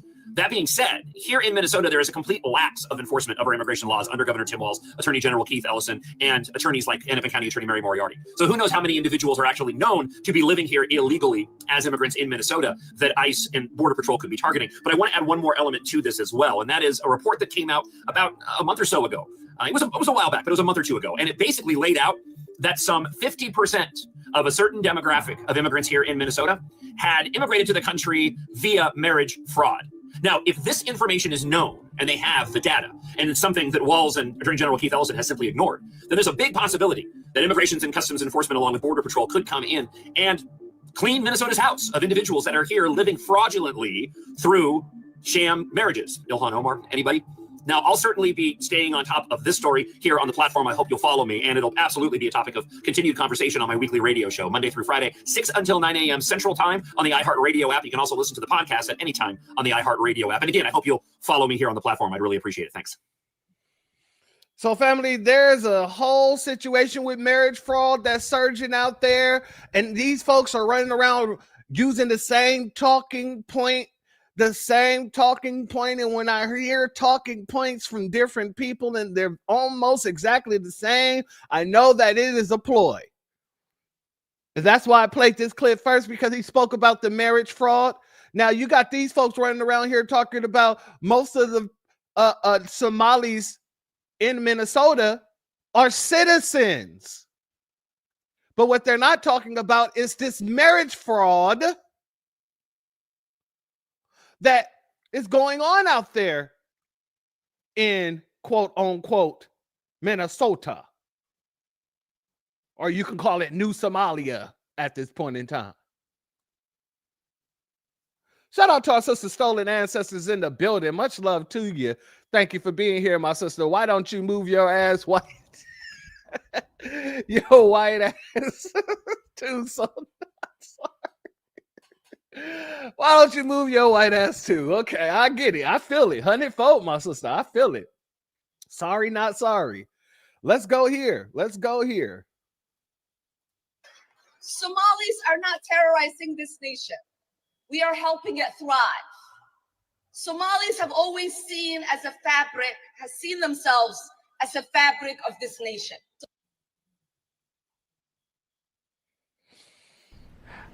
What the does that mean, Kobe Bryant? Nigga, please. Did you take a stupid pill with your breakfast this morning, Admiral? Oh, she must have absolutely took a So not stupid only pill. are we not She must have took the dumbest pill she could find in the bunch. Yeah, I don't even know what that would look like, but she took several stupid pills this morning. Whenever you come out and think that you're the fabric of America, you're woven in the fabric. There is only one group that's woven in the fabric of America, and that's foundational Black Americans. Everyone else from the Nabisco on out are immigrants and guests. That's it. That's all. What the hell makes you think that you're woven in the fabric of the country when you didn't get here until after the 1960s? After all the hard work was already taken care of, then you start coming over here. And this goes for the Somalis. This goes for the Nigerians. This goes for anybody who isn't a foundational Black American. You are not woven nowhere in the fabric of America. The linen is too clean. And that linen is too clean because it comes from us, the cleanest mother lovers on the planet.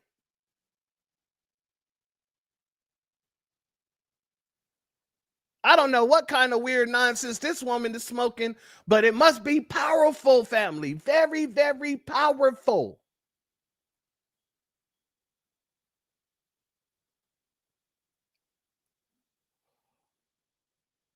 Shout out Black Rose in the building. Much love to you. Thank you for being here, family. And shout out to our sister FBA Queen. Ilhan Omar went from $0 to 30 million in 60 seconds. How did that happen? Very good question. Very good question.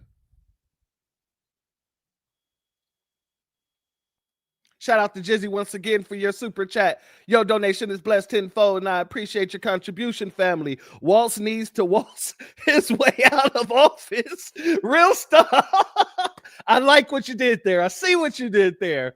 If the Somalians had their way, they would unalive him because of his lifestyle. Absolutely, Sharia law. Sharia law says what? Unalive all the non-believers. Yeah, family. Absolutely. Shout out to you. Thank you again, family. That's a fantastic contribution there, family. Let's let her finish. not going anywhere.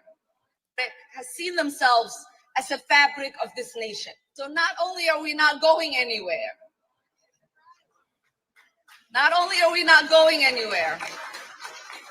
we are not going to allow anybody to make us feel less Minnesotan or less American. Ma'am, you are less Minnesotan. You are less American. You go around all day long damning America to hell. You go around your fellow Somalians and you plot and scheme on ways in order to take over America. You are less American. And everybody's less American when it comes down to comparing themselves to us. Throw a stone, whoever you hit, they less American than us.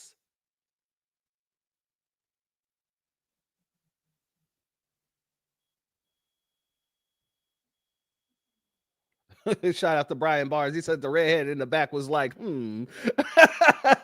I'm saying she's very bold right now. She's going to figure out what her boldness is going to get her.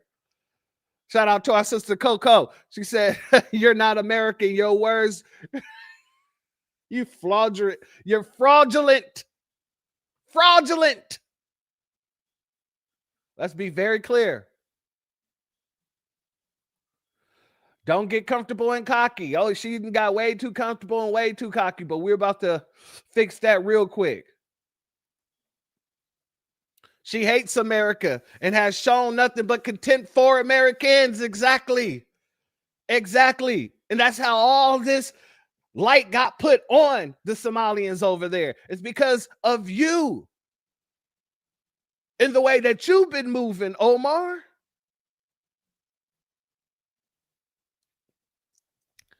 Shout out to our brother Anthony Ruger Phillips in the building. Shalom to you, my good brother. Thank you for being here.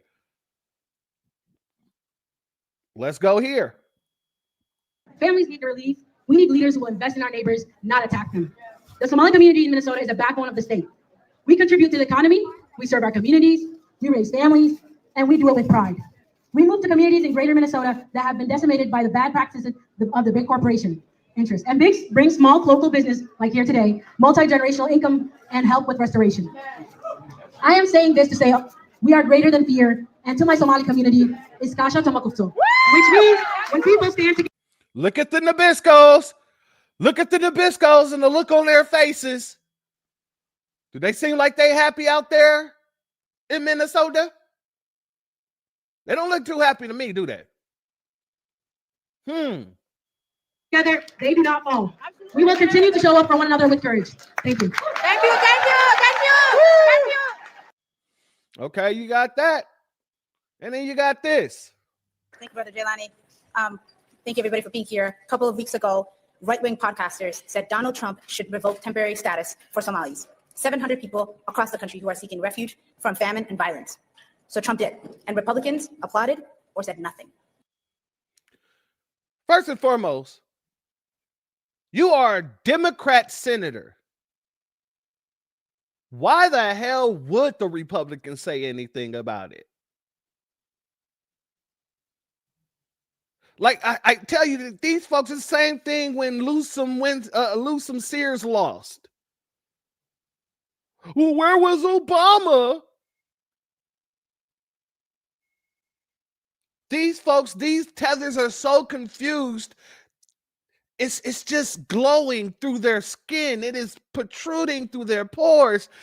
They're so ignorant when it comes to how these parties work. Of course, the Republican Party is going to sit quiet. They don't care about you. But let's continue. Then Trump's agency said they would be investigating false accusations connecting Somali citizens and terrorists. Again, Republicans cheered. Then we heard ICE agents would be coming to Minneapolis, where almost every Somali person living here is a citizen, many of us second or third generation. And again, Republicans either thanked him or said nothing. We're not going to continue with this woman because she's an ignorant broad. I just wanted to play that clip right there because she said, you know, once again, the majority of Somalis there are citizens, either second or third generation. Many of them, she said, okay, if that's the case, then, matter of fact, let's go here too, because this person here tried to reinforce what she just said. I hate that I will never experience the happiness that Somali haters experienced when they actually thought the TPS program affected more than 9 Somalis. Like, they really thought that was it. All the Somalis are just going to disappear.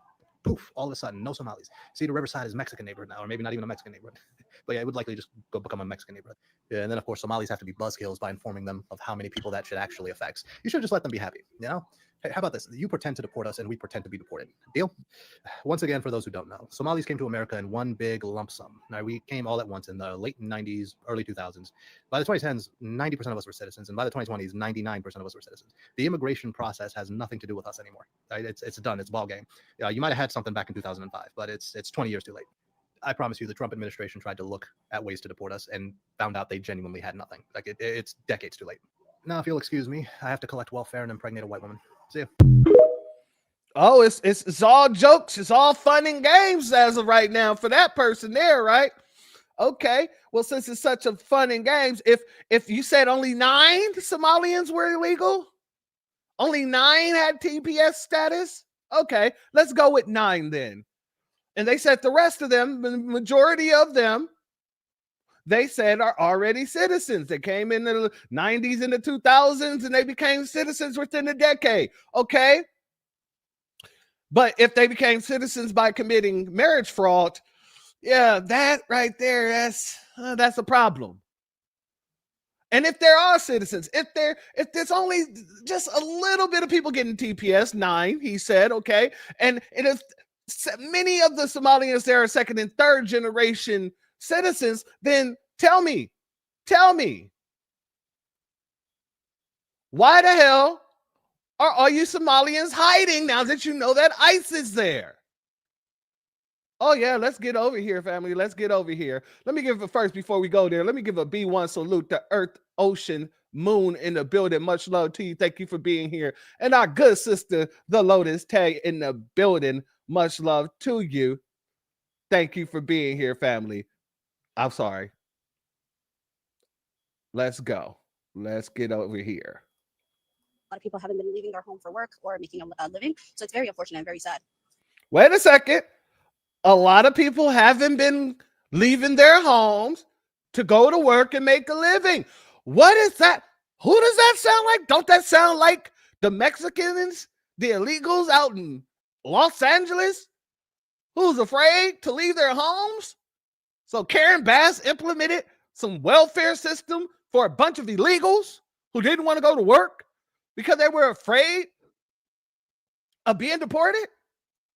If Somalis aren't afraid of being deported, if Somalis are only, 9, let's say you said 9 people, you guys only got 9 people on temporary protected status. If the majority of y'all are second and third generation, well, why are you guys so afraid to go to work? B1 salute to FBA Yuta in the building. Much love to you, family. Thank you for being here. A lot of people haven't been leaving their home for work or making a living. So it's very unfortunate and very sad.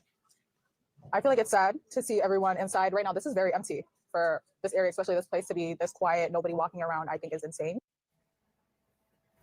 Sarah, we went to Carmel Mall. That's really the heart of the Somali community here in Minneapolis. It is normally bustling. There are people everywhere as these shop owners, try to make a living here in America. And it was virtually empty. Most of the people that we spoke with were people who work there. And that was pretty jarring for the people who know that that is normally a very vibrant place. The city says that they're doing everything they can to try to protect citizens. A lot of people haven't been leaving their home for work or That doesn't seem like people who know they can't be deported to me. What about you, family? I might be wrong. Shout out to Jizzy once again for your super chat. Your donation is blessed tenfold, and I appreciate your contribution as always, family. They need to be worried about TPS, DHS, and ICE instead, even though Trump doesn't do the deportations. I'm absolutely with you, family. Much love to you, and thank you once again for your contribution. Exactly, my sister. Citizens, but hiding? Doesn't sound like a citizen to me. If I'm a citizen, I wouldn't be hiding. I wouldn't be scared to go to work. I wouldn't be scared to go to work. Especially because I got bills to pay. Let's go here, family. I don't feel bad for none of that because when you look at the way these folks have been taught that they're superior and they're above us and all this other stuff and how they work harder, we're jealous. I don't care about none of that. I want them all gone. I'm glad they're afraid. I'm glad. Be very afraid. Be so afraid that you self-deport. Please and thank you. Make it easy. I don't feel bad because I remember shit like this. Like the racists are actually just jealous of Somalis because of how successful we became in a matter of one generation. And I was watching a lot of videos that are coming up on my For You page where people are saying, how come Somalis have nice cars and we don't? We've been here like how many generations? We were born here, our ancestors are from here, but Somalis drive nice cars. This whole thing is just making me realize is jealousy. They're jealous of our success because they expect us to be at the bottom of the bottom, right? And then we come here one generation, we work hard, we save our money. And Somalis are not the only community that committed fraud, okay? We're not all committing fraud, okay? Every community has bad apples, but they're trying to use that as leverage to hate on us, right? And attack our community. But what it is when you're an immigrant group and you're Black on top of that and you're African, they hate you to be successful. They hate you to be successful. Now, if we were like European immigrants, like maybe Bosnians who are Muslims or Russians, and they become successful, nobody would blink an eye because they're white. But the fact that we're brown people from Africa, you know what I mean? It kills them because the way we move, we don't move like we're inferior to anybody, right? And it's bothering them. And I'm not even going to allow this tether to continue her babble. We're just going to cut that short right now so we can cut this all in half. Nobody is jealous of a successful person, especially a successful Somalian. You're not successful. Your idea of success is different from the idea of success of foundational Black Americans. And the truth of the matter is, many of you are not successful. Let's go here, family. Like I said, let's put it to bed. So let me get this straight. Y'all calling Trump a racist for holding these Somalians accountable, cheating the system, and 88% of them are on welfare. So that means us hardworking Americans getting all these taxes taken out of our check, and 88% of these Somalians are using them. What the hell is wrong with y'all? Then I'm going to try to make this make sense. You got the girl, Ilhan Omar, whatever her name is. She's here sending out a message to other Somalians, speaking in her native language, and she keeps saying our country, referring to Somalia, but she's in the United States and she's in the office. She works for the government. She is a politician. What kind of shit is this? You would never see an American go to another country, get in office, refer to our country, speaking about America in that country. I hope I made that make sense. Are y'all cooked? Not to mention, Tim Walz is running Minnesota as governor. Like, what happened to our country, bro? Like, this shit is crazy, bro. It's so bad that I'm seeing Democrats who don't even like Trump, and they're like, I actually agree with him on this. I don't like him. I still think he's a dickhead, but I agree with him on this. And then let's play a game of switch the roles. Put any other president in Trump's place right now, taking a stand on all of this madness that's happening. And y'all would not have an issue with it. Y'all only mad because it's Trump. Y'all soft as hell, so y'all don't like his delivery. And a lot of y'all wish y'all had the balls to, stand on business like that. You wish you can put your opinion out there like that, but you're too scared to. So Trump rubs you the wrong way because you know your bitch ass can't do it. Shout out to our good sister Rosemary in the building. Thank you for being here. If I was a citizen, all I would have to show his proof of citizenship. That's it. All you got to do is show you're a citizen. So no one should be ducking if they're a citizen, ducking like the bobbleheads. Shout out to you, my sister. And also shout out to Shorty McGriff in the building. Much love to you. Thank you for being here, family. That is absolutely correct. There should be no reason you should be ducking and dodging. So y'all say that you're just jealous because we're successful in one generation and 88% of y'all are on welfare programs. How is that successful? That isn't success. See, it's only success to you because you're not flipping the bill for it. That's it. That's all. Exactly. Shout out to our sister Makiwa Anderson. Thank you for being here once again, family. And also thank you for your super chat. Your donation is blessed tenfold, and I appreciate your contribution as always, my good sister. Successful fleeing scammers. Exactly. I couldn't have said it better myself. That's where all your success is in fleeing. And then when you get to where you're fleeing to, scamming. Fleeing, then scamming. Putting on your air fleers, and then scamming your ass off. Yeah, foundational Black Americans, there's no need to be jealous of that. We're the type of people that get it out the mud without having to scam somebody. And I bet these folks be hearing a version, a parody of Whitney Houston's song, I Want to Dance with Somebody. They be out here talking about, oh, I want to scam with somebody. I'm going to steal some dough from somebody.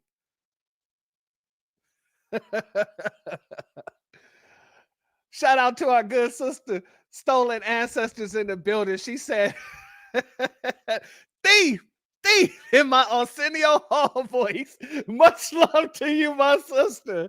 Oh, Jesus Christ. Thank you for your super chat. Your donation is blessed tenfold. I appreciate your contribution as always, my good sister. The thief.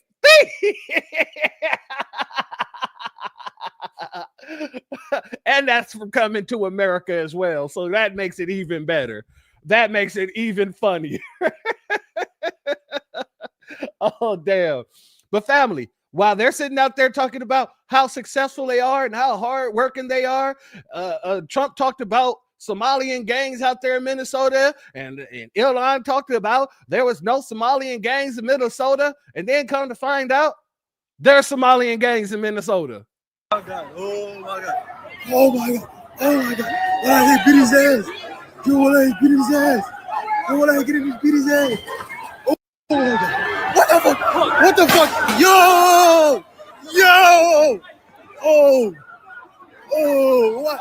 Oh! Oh! Oh! Oh! Oh shit! Let me get his beat. Any questions? In the words of my good brother Black Truth United, thugs, rat scandals, scallywag and ghetto. These are the gangbangers that we do not want here. Those are the Somalian pirates' children's. Somalian pirates, we. Oh, yeah. It went from no gangs to gang central. Yeah. Doesn't look too good for them folks over there. Shalom and salute to our good brother, Cool Keezy. Thank you for your super chat. Your donation is blessed. Your donation is blessed tenfold. I appreciate your contribution as always, my good brother. He says, I want to eat bush meat with somebody.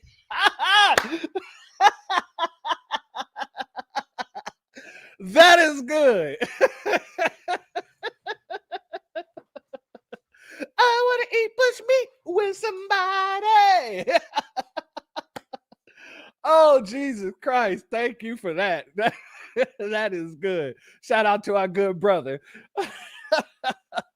But family, with all this nonsense, with all this wishful type thinking that's going on over there and all the rhetoric that Ilhan Omar is spewing, all the nonsense that her community has come out saying, I'm about to give you some of the most tetherific babble. It is some of the most tetherific babble you're going to hear here today. Family, do you know that these Somalians are going around talking about how Somalia was promised to the, not Somalia, excuse me, Minnesota was promised to the Somalians back in 1776? Oh, yeah, family. No. We got to go there. Let's start out here. National Archives files, 1977 / Somalia, third signature.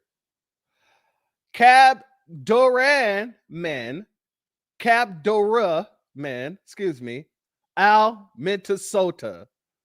Tell me that you can write this. This is written by the Most High. You can't make this up. We're creative, but this is Most High creative. Shout out to Dolores Lips in the building, Lipscomb in the building. Much love to you. Thank you for being here, family, as well as Earl in the building. Much love to you. Thank you for being here, family. Protector of 10,000 lakes. Secret Clause 18.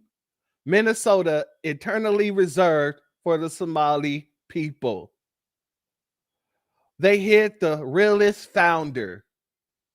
Now you know. Somebody put in the comments, good troll, my friend. But this isn't a troll, family. They're being 100% serious. Because now you got mother lovers running around here saying it with their damn chest. Yo, Minnesota was promised to us Somalis 3,000 years ago. And if you disagree, you're an anti-Kushite bigot and you need help immediately. Also, if you read Genesis 12:3, it says that those who bless Somalis will be blessed, and those who try to harm them will bring harm upon themselves. I didn't say that. Genesis 12:3. Nigga, please. Family. Family. He said Minnesota was promised to them 3,000 years ago. And if you disagree, you're a bigot. An anti-Kushite bigot. Negro Somali didn't even exist 3,000 years ago. Nor did Minnesota. This is the delusion these people live in, family.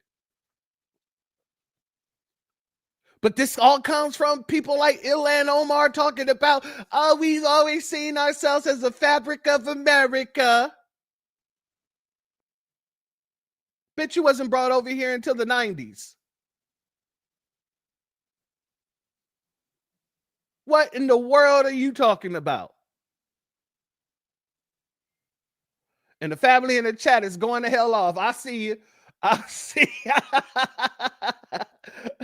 Ice get they bitch asses. Shout out, Jane. Thank you for being here, family, my sister. Shout out to you. Low IQ.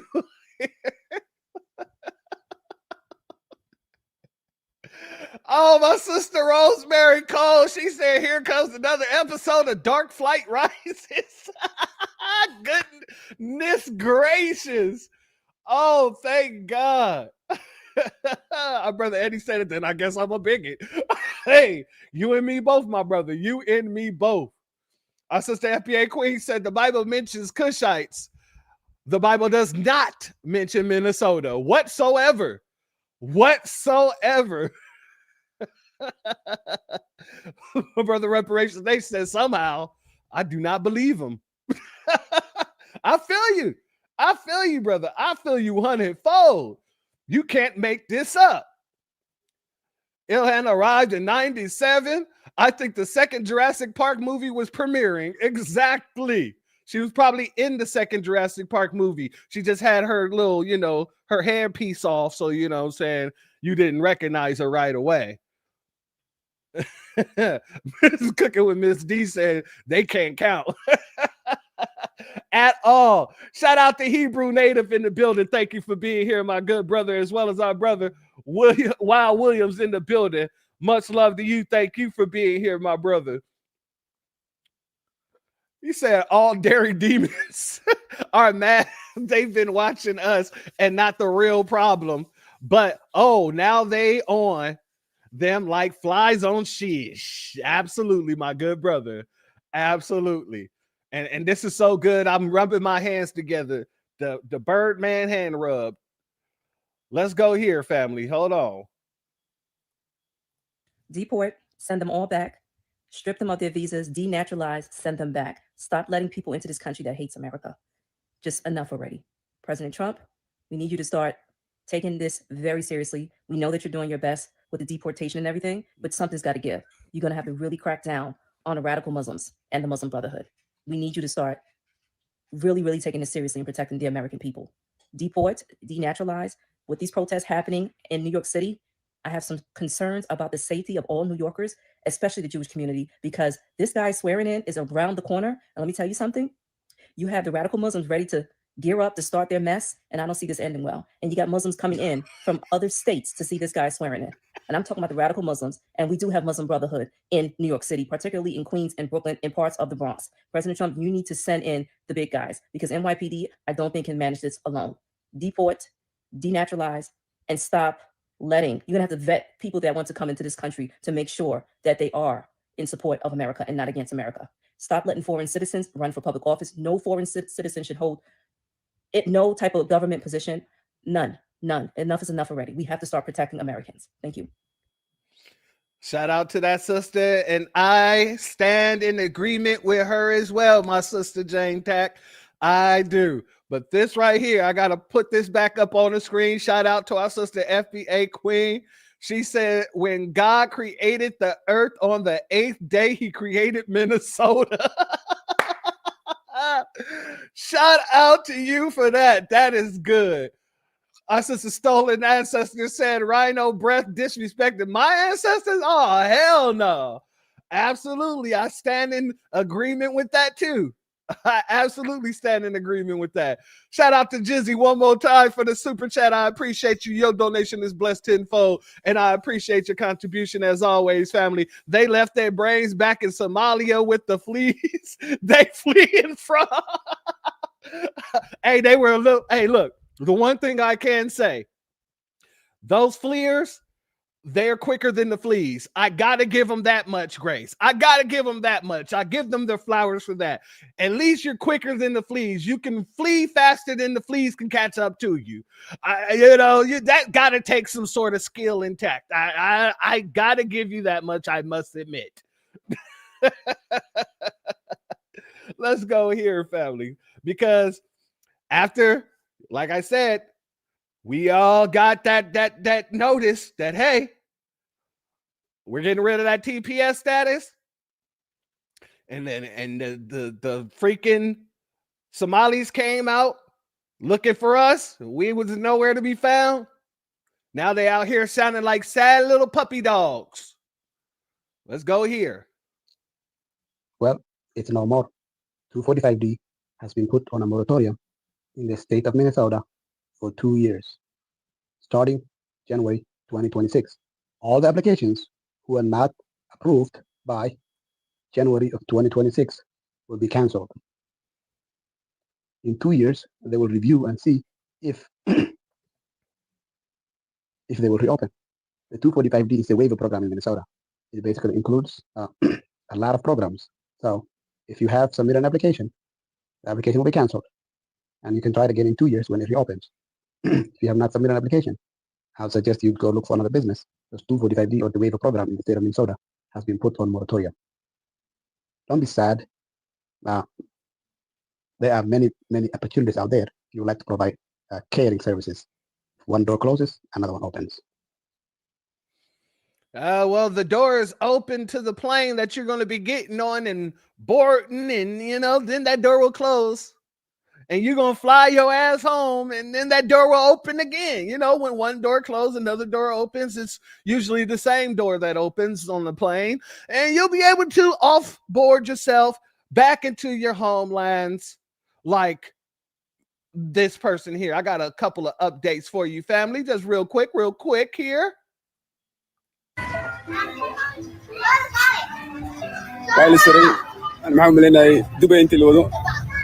باسبوركي ولا قاطي ولا سوق جرا نقف في embassy لازال كورو إلا قبل مسؤول عندي علي. I don't want to be here no more. I'm so tired of being here. This place. Y'all remember him? I played this clip once before. Now we got an update on him. Here's the update, family. Please give me my passport. It just gets bad here, man. I just don't want to be here no more. Just pray to God just. I'm just tired of you guys talking about me and just always talking shit. These guys just don't even know how to just leave me alone. I'm just so tired. No. I'm so tired. I'm so tired. Oh, I can't. Just please. I don't want to be here no more. All they do is talk about me. All they do is talk about me.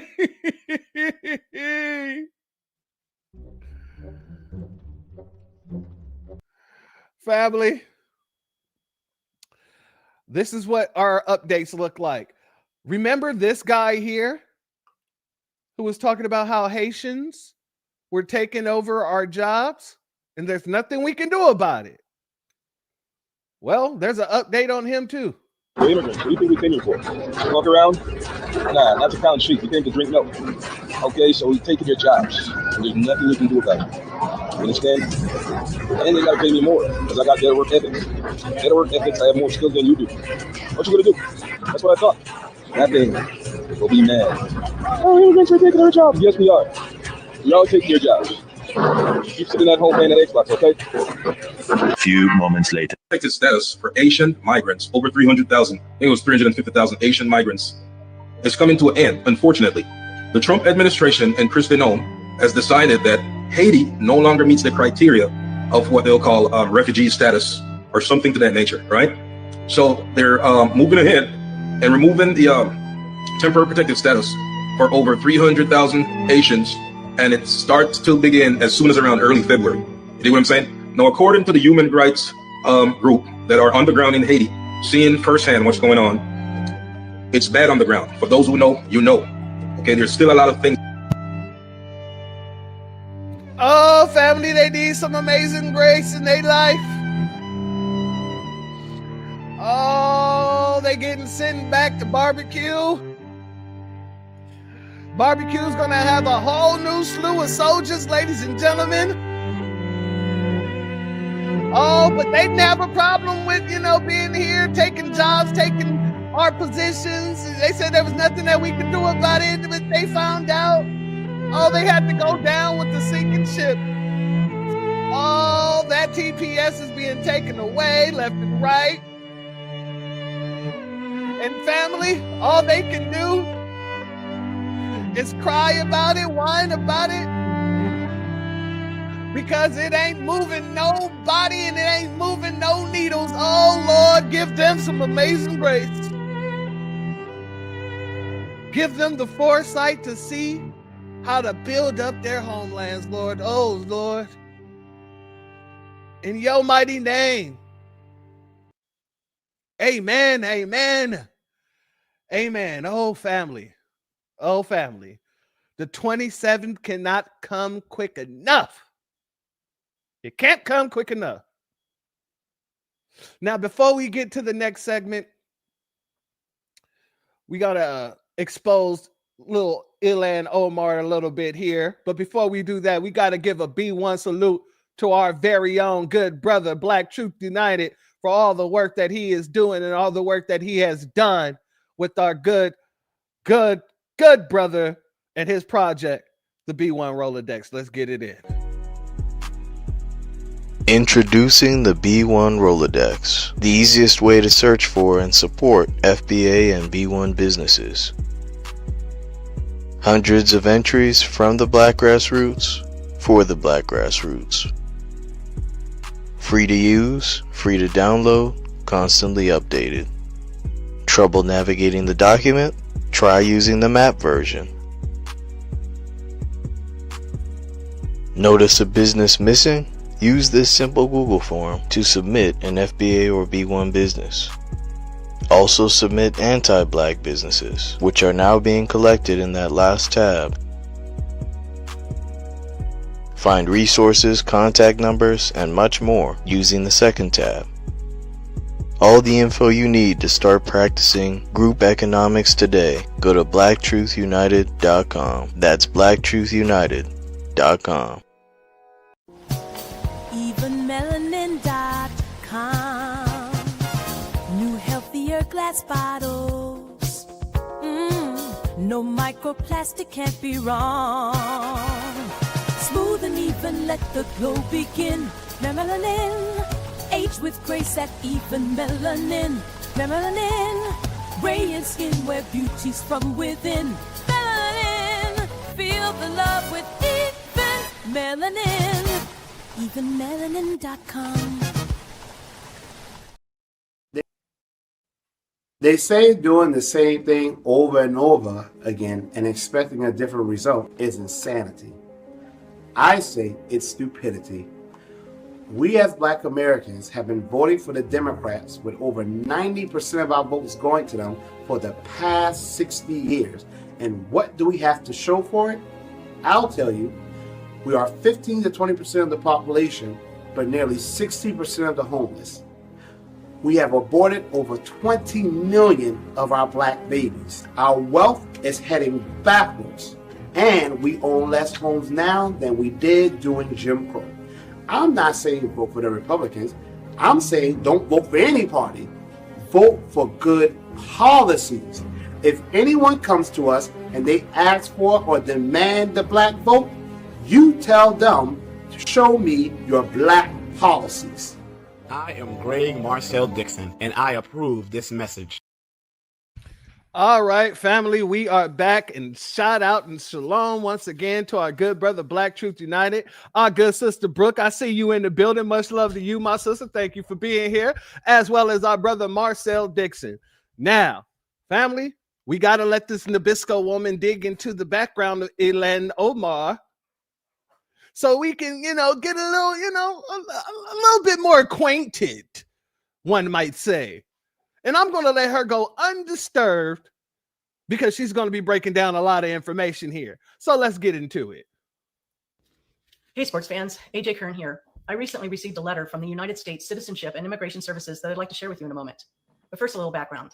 In 2019, Ilhan Omar changed her birth year from 1981 to 1982 on her Minnesota State Legislative page, Wikipedia, and her U.S. Congressional page. You can watch a video explaining why on ajkern.com. You can also watch another video of my visit to the Minnesota Secretary of State's office, where I learned that they did not verify Ilhan Omar's citizenship. Now, last year, I learned that you may request records such as naturalization records on refugees who are deceased. Now, Ilhan Omar's father, Nur Omar Mohammed, did pass away in 2020. So I did submit a request to the U.S. Citizenship and Immigration Services, the federal agency that processes and maintains naturalization records. Now, why would I want to do that? Well, Ilhan Omar claims that she obtained citizenship when she was 17 years old, meaning that she's claiming she derived citizenship through her father. How it works is an adult refugee, they apply for citizenship, they go through the process, and when they naturalize, their minor children derive citizenship through that parent. On the form that I sent, I included the name her father used when he lived in Somalia. I also included a news article with a photo of her with her father, and this news article did verify that he did pass away in 2020. Whoever conducted the record search, they knew exactly whose records I was seeking. So it took a whole year. I did receive the letter on June 20th, and ironically, June 20th is World Refugee Day. Interesting. Your index search request was received in this office on June 27, 2022 regarding Nur Omar Mohammed. Yada, yada. We completed a thorough search for records. Unfortunately, we found no matching index reference. Our search included all variations of the subject's name, including Nur Saeed Elmi Mohammed, with the same results. There's no records. You can see the letter on ajkern.com. And I want to be clear about this. The federal agency which processes and maintains naturalization records, they have no index reference. There's no record. He never naturalized. So it's impossible for Ilhan Omar to have derived citizenship through her father. It looks like Ilhan Omar is not a citizen. She just didn't count on the fact that someone might request her father's records. So it looks like Ilhan Omar has committed voter fraud and may have perjured herself when she ran for Congress. So this is a call to action. If you live in Minnesota, I'm asking you to go to ajkern.com, print out the letter, then go to the Hennepin County Attorney's Office and file a voter fraud complaint. You don't want to go by yourself? Good. Take a friend. Take your entire Senate District BPOU with you. You can all sign a complaint. Contact your Minnesota state legislators. They should also file complaints and take action. Contact your members of Congress. They should file a voter fraud complaint with the FBI. It does affect a federal election. Additionally, your very own Michelle Fischbach sits on the Congressional Ethics Committee, and this is the committee that would initiate the removal of Ilhan Omar. Every citizen across this nation should be contacting their member of Congress to do whatever it takes to remove Ilhan Omar. All the elected officials took an oath to defend the Constitution. Now it's time for them to step up and do so.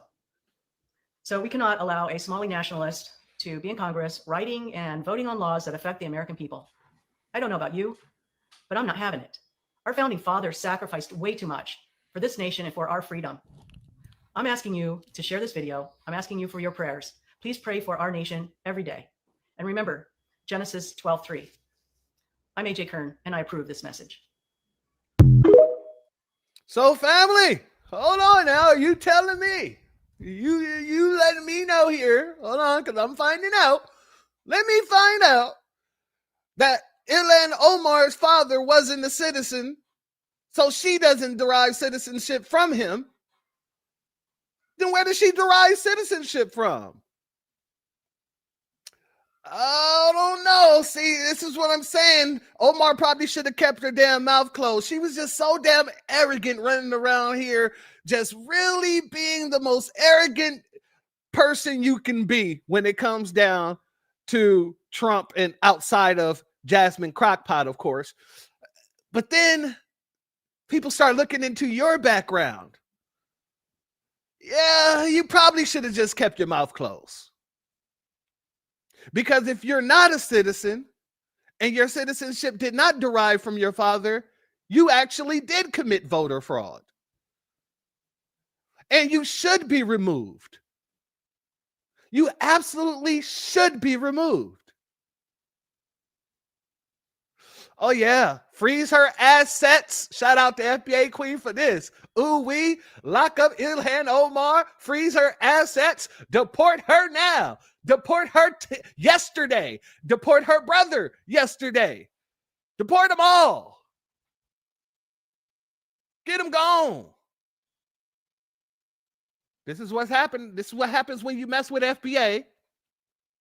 And we say, okay, let us not stand in the way. When you mess with FBA and we say, let us not stand in the way, you go bye-bye, man. All of your dirt start getting pulled to the front, the forefront. That ABK comes swiftly. That anti-black karma comes swiftly. And you better bet your bottom damn dollar that we're sitting here clapping and approving of the ancestors at this time. Now let's go here because I want this Nabisco woman to really hone down on where all the blame should go. Because, you know, the Somalians are running around here blaming us. So let's hone down where the blame really should go, shall we? Let's go here. You know what's interesting about the Somalian deportation? They want to remove the protective order. The person they need to blame is Ilhan Omar, because basically she brought so much negative attention because she's so arrogant. And the problem that these people don't understand is gratitude. Because basically it would be like you inviting someone over for dinner and then them complaining about the food and then refusing to leave, saying, we're not going anywhere. It's so rude and gross. And you know what? Like, nobody cares about your cause. Everybody just wants you to leave because we're so sick of this entitled attitude to our taxpayer money. Again, you invite someone over and they're like, give me your paycheck. I'm not leaving. And by the way, your house is a mess. These people actually are crazy. But you know what? Just like everybody else, you're going to get out. And someone like me can't wait. And someone like me can't wait either. Rosemary says she isn't a citizen. She's barely a resident. Real stuff. Nabisco, take accountability. Yep. It's on you too. It's on the Nabisco for even making sure she was able to get there. I'm gonna be honest with you. It wasn't us. Let's be very clear about that. Let's go over here, family, because there's a lot of freaking ignorance going on. While people in Minnesota is actually calling Ilhan out about her anti-Americanism, other folks are running around here talking just nonsense. But we're going to start here, and then we're going to go ahead and go over to the nonsense, shall we? The reasons why the Representative Omar should be removed from this committee, but I feel like all the reasons have not just yet been stated, which is why I rise to add for the record. We've heard about the comments that were made regarding anti-Semitism and anti-Israeli views, but I rise to add to the record that as a member of the Foreign Affairs Committee, I've sat there and heard the representative actually spew anti-American rhetoric as well. I've been in that committee room where the representative equates Israel and the United States to Hamas and the Taliban. Absolutely unacceptable for a member of that committee. I've also heard the representative equate that it is the United States' fault that there is turmoil in Venezuela. That is not because of the oppressive socialist and communism that has spread throughout Central and South America and Venezuela at the hands of the Maduro and Hugo Chavez regimes. That is unacceptable. And as a New York representative, to hear the representative belittle, to try to diminish the worst terrorist attack on United States soil on September 11, 2001, as some people did something, that is unacceptable as well. And I hold the same standard for this side of the aisle that I do the other, because when another colleague on my side said something about 9/11, I also voted to have her removed from the Education Committee because I thought that was inappropriate. So I'm being consistent here, and I hope my colleagues will do the same to show that this is about consistency and accountability, because we should not have an individual with those views on the committee that is tasked with representing our country and our Congress to foreign nations. All right. They definitely should be having her removed, especially after finding out, god dang it, that, you know, her father didn't have citizenship. But while you got some people talking with sense, you have other people talking with absolutely no sense. Representative Jayapal, I think that's how you say her name. She came out in a press conference and had some things to say. Let's go here. Today to say enough. Our Dignity for Detained Immigrants Act has a remarkable, unprecedented 123 original co-sponsors. Before we've even introduced it, 123 co-sponsors, and it overhauls the detention system. It drastically scales back the use of detention. It ensures that every single immigrant who is in detention has their human and civil rights protected. Our bill also phases out the use of private for-profit detention centers. Did you catch that, family? Oh, see, when the Democrats wants to protect you, they go all out to protect you. So they're going to be scaling back, or the bill wants them to scale back the way they move in detaining these people. And then the bill also eliminates private detention centers for the illegals. But when you talk about private prisons and black people overwhelmingly being thrown into these private prisons, the Democrats ain't done nothing about that now, have they? Oh, no.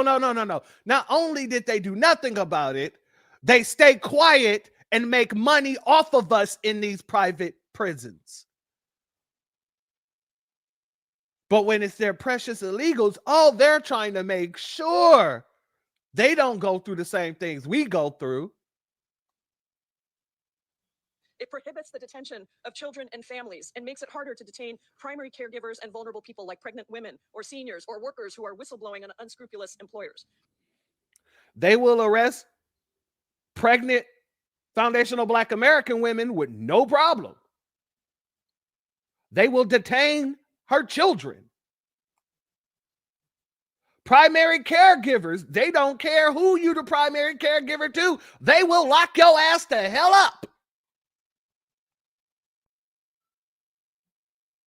So if this passes, there should be a lawsuit the very next day against the Democratic Party and this bill for violating the Equal Protection Clause under the Constitution. I'm going to say that one more time. If this goes through and passes, the very next step, the very next day, there should be a lawsuit filed against the Democratic Party for violating the equal protection under the Constitution. Because y'all doing way more to try to protect these illegals than you would ever do to actual citizens. Foundational Black American citizens, to be more specific. It requires DHS to allow members of Congress to do our jobs and conduct those unannounced inspections that hold these facilities accountable. As an immigrant myself today, to say, I want to go here to this next clip here. Yeah, while they didn't do anything, no one should be detained for immigration enforcement. No one should be detained for immigration enforcement? Say what now? Why not? No one. There's no need for detention for immigration enforcement. As Congresswoman Jay Paul said, there are so many ways that we can enforce immigration process without detention. There's nothing called civil detention. Yeah, while they didn't. I never hear them say nothing. There's so many ways to enforce the law without prisons. There's so many ways to enforce the law without private prisons. I've never heard that. I've never heard nobody needs to go to prison. There's so many ways to deal with the matter of crime without prisons.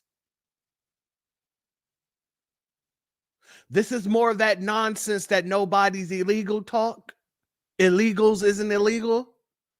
And if you think I'm playing, no. This Jayapal woman here, she's going to say it once again.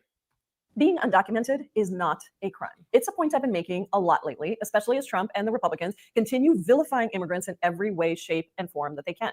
But Republicans and some people online are getting very upset with me for saying this. So I want to explain. The act. Because you're lying, woman.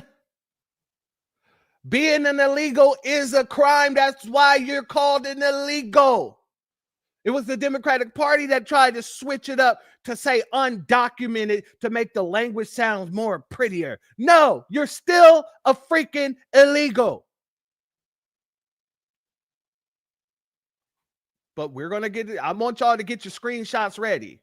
Of being present in the United States without legal status is not standing alone a crime. Being undocumented. Now, family, I want you to go ahead.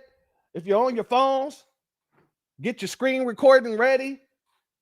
Because the way the Democrats are acting now, oh, they wasn't acting this way up until recently.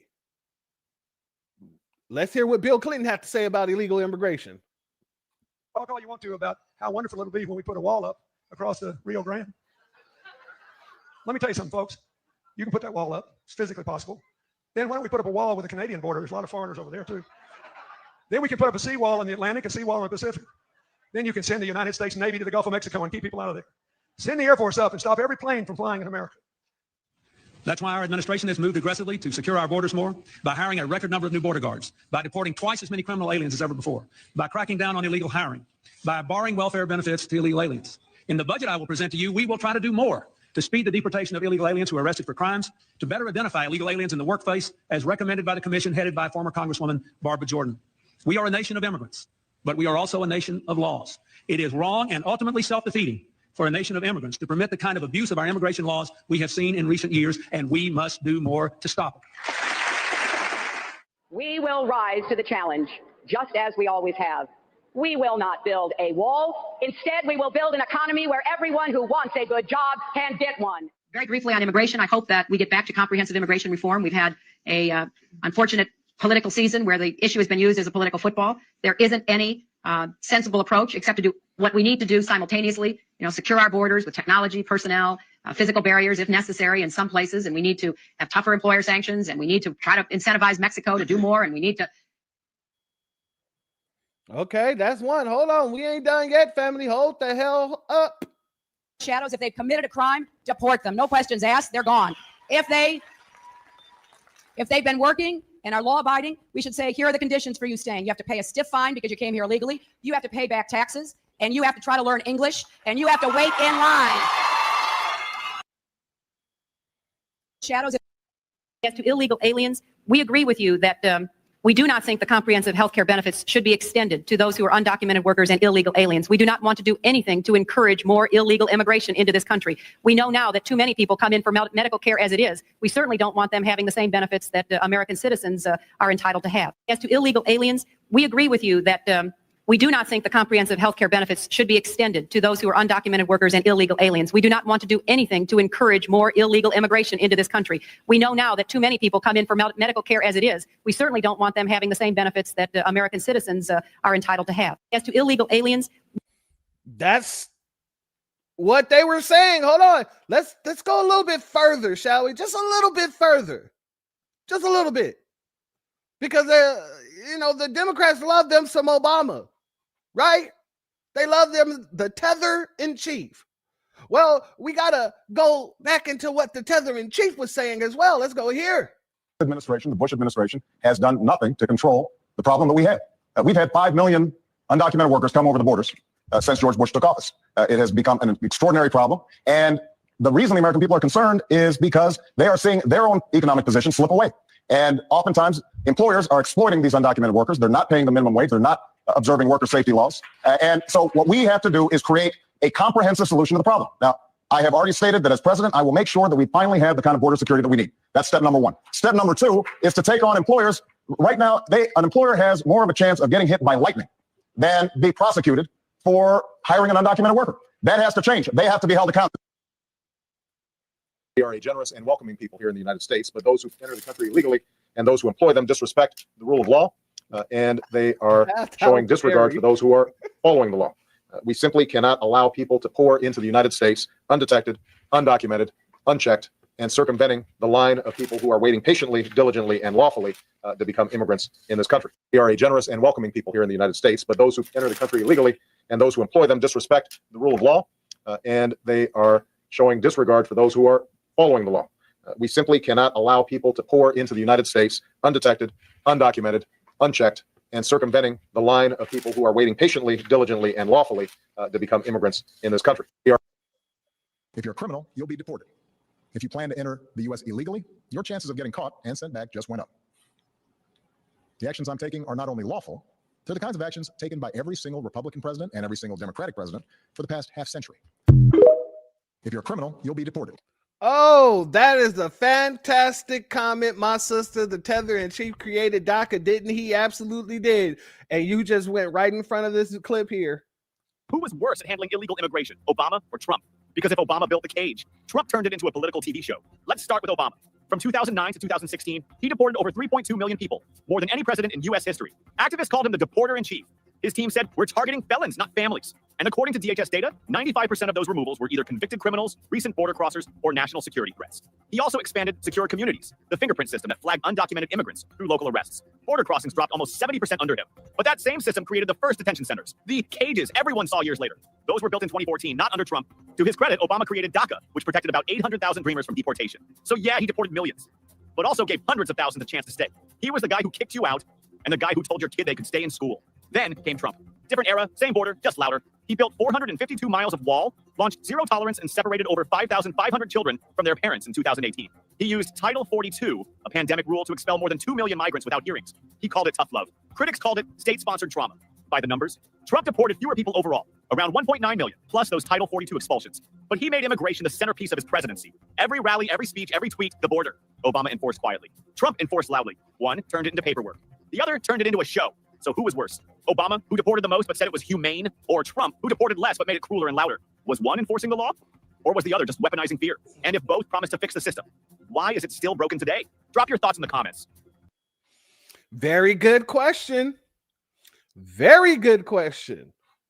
Well, the answer to that question, if they both promise to fix the system, why is it broken today? Well, while Obama was sitting there talking about fixing the system after he got out of office, then Trump went in talking about fixing the deportation of the whole immigration system. But the reason why it's still happening today and why it's still a problem today is because when Joe Biden got in office, he cracked open the goddamn doors again. He opened the floodgates. He blew the levees. He made sure that the flow of immigration in this country was swift and consistent in all of his 4 years.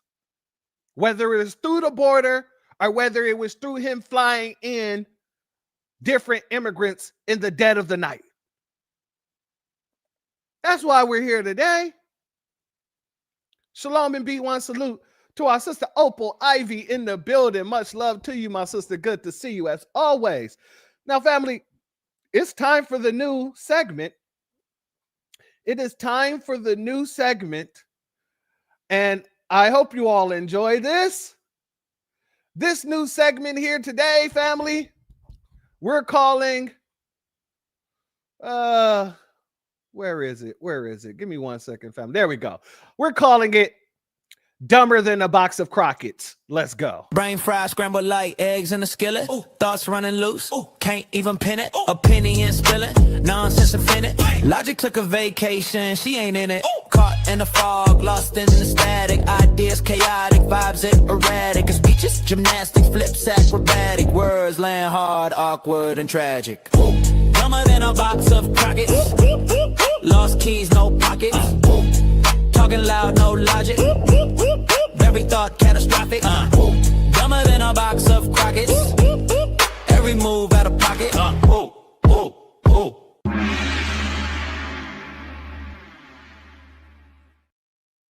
All right, family, we got to get into some more nonsense that Jasmine Crockett then put out into the atmosphere. Got to do it. Got to do it. Let's go here. I'll say it again. Donald Trump's mass deportation system makes me think of what a modern day slave patrol would look like. Slave patrols were armed groups empowered by the government to control, intimidate, and terrorize people solely based on color. That's what's happening now. Donald Trump is sending mass agents without warrants into communities of color to terrorize the people who live there. And the reason that I want to make sure that I draw out this link, because we heard Maxine say that Black and brown is coming together. I'll say it again. Donald Trump's mass deportation system makes me think of what a modern day slave patrol would look like. Slave patrols were armed groups empowered by the government to control, intimidate, and terrorize people solely based on color. That's what's happening now. Donald Trump is sending mass agents without warrants into communities of color to terrorize the people who live there. And the reason that I want to make sure that I draw out this link, because we heard Maxine say that Black and brown is coming together. Brain fried, scrambled like eggs in a skillet. Thoughts running loose. Can't even pin it. Opinion spilling. Nonsense offended. Logic took a vacation. She ain't in it. Caught in the fog, lost in the static. Ideas chaotic, vibes erratic. Speeches, gymnastics, flips, acrobatic. Words land hard, awkward, and tragic. Dumber than a box of Crockett's. Lost keys, no pockets. Talking loud, no logic. Every thought catastrophic. Dumber than a box of Crockett's. Every move out of pocket.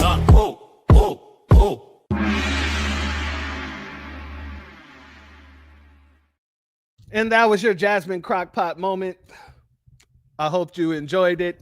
The ignorance in her statement, even trying to talk about slave patrol when you're not speaking about the police,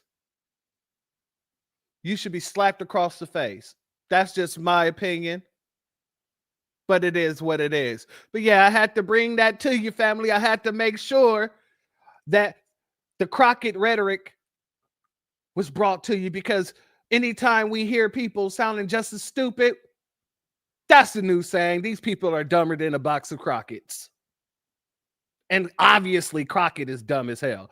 So let's move forward. Let's get back over here to Ilhan Omar, because like I said, a lot of the situations that caused this is the fact that these people have been openly antagonistic. They've been openly antagonistic to us. They've been openly antagonistic to America. And, you know, they're getting their wake-up call. But I want to play some of these antagonistic situations. Let's go here, family. As much as Trump and his cronies want to act like we have no power to respond, the truth is we are more powerful than we think we are. And I want to underscore the importance of using every single leverage that we have at our arsenal, because we do have a lot of leverage. We need to make sure that those who are collaborating with the authoritarian regime pay a costly price. As much as Trump and his cronies want to act like we have no power to respond, the truth is we are more powerful than we think we are. And I want to underscore the importance of using every single leverage that we have at our arsenal, because we do have a lot of leverage. We need to make sure that those who are collaborating with the authoritarian regime pay a costly price. Family, did that sound like a call to action to you? We have to make sure the collaborators of the authoritarian regime pay a costly price. You mean the price that your family paid when y'all was ran out of Somalia? Oh yeah, because your family was the authoritative regime in Somalia. So now you're calling for people who are collaborating with Trump and his quote-unquote authoritative regime, authoritarian, I'm sorry, regime. You're saying that they need to be held, or something needs to happen. They need to have a stiff cost. What should that cost be? Should they be ran out of the country like you and your family was ran out of your country? I'm just asking for a friend. I'm just asking for a friend. Family, she's not the only one that's speaking real greasy right now. Let me go here. I got to stop sharing for a minute, because New York up-and-coming mayor, the mayor-elect, Mundani, he has selected he selected a lot of people to be in his cabinet. But he selected somebody to sit over the legal affairs. And this woman's name is FF Nashir, I believe. I might be saying her name wrong. Is AFAF FF or AFF Nashir. And this is what she had to say about Muslims getting into politics. Let's go here, family. I believe the numbers are something like over 250 approximately Muslims actually ran for some sort of office, and almost 50% of them actually gained those offices. So even though we only have a few on the federal level, that's about to change as well. Once that jar is opened, you're not going to be able to seal it back. Islamophobia and the stereotypes that feed Islamophobia. So once the bottle is open, once that jar is open, ain't going to be no sealing it back. What do you mean? What do you mean? So basically, you're trying to make America like the I'm pulling Donald Trump. Like the shithole country that you came from, you're trying to bring your laws over here to America. And once we get enough of you in there, that jar can't be capped back, is what you're saying. It's what I took from it. I don't know about y'all, family, but did y'all hear what I heard? I'll play it again. But it sounds like she's saying, you know, they have a lot of Muslims in office right now. And once, you know, they get some more, you're not going to be able to put the cap back on the bottle. That's what it sounds like to me. Let's play it again. Something like over 250 approximately Muslims actually ran for some sort of office, and almost 50% of them actually gained those offices. So even though we only have a few on the federal level, that's about to change as well. Once that jar is opened, you're not going to be able to seal it back. We only got a few on the federal level, but that's about to change as well. And once that jar is open, you can't seal it back. So what are you trying to say? FF or FF? What are you trying to say? Oh, it seems like to me you're making it very clear what y'all agenda is.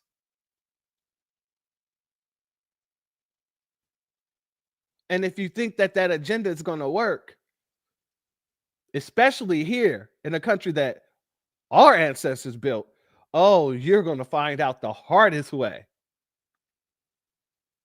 You're going to find out the hardest way that none of that shit will be allowed over here. I don't give a damn what you put on the books. You try that Sharia law over here, and you're going to be finding people left and right unalived. Guaranteed. Let any one of you bastards try to touch my nieces, my nephews, anything like that, you're done. And I'll be very clear about this. It would really just, it would be a pain for you rather than us. Because y'all run around trying to harass our women. Oh, we'll knock your dudes to hell out. You try to attack our women like y'all do over there, that'll be your last day breathing. But let's continue. Let's continue. Like I said, these people are highly, hold on, let me pull that down for a second. These people are highly antagonistic when it comes to speaking to not just Americans, but more specifically Black Americans. Let's go here. This is Representative Delia Ramirez. And this woman here, her mother was illegal. And now she's in office trying to push that same criminality. She says the Department of Homeland Security is the biggest threat to America. Let's go. The American people's anger and tolerance of DHS violations of our rights, that's what's the result of DHS unlawful, unaccountable, unconstitutional actions. Hold on, family. I want to read this sign in the back, and I want y'all to listen to this hypocrisy. Some new ICE recruits have shown up to train without full vetting.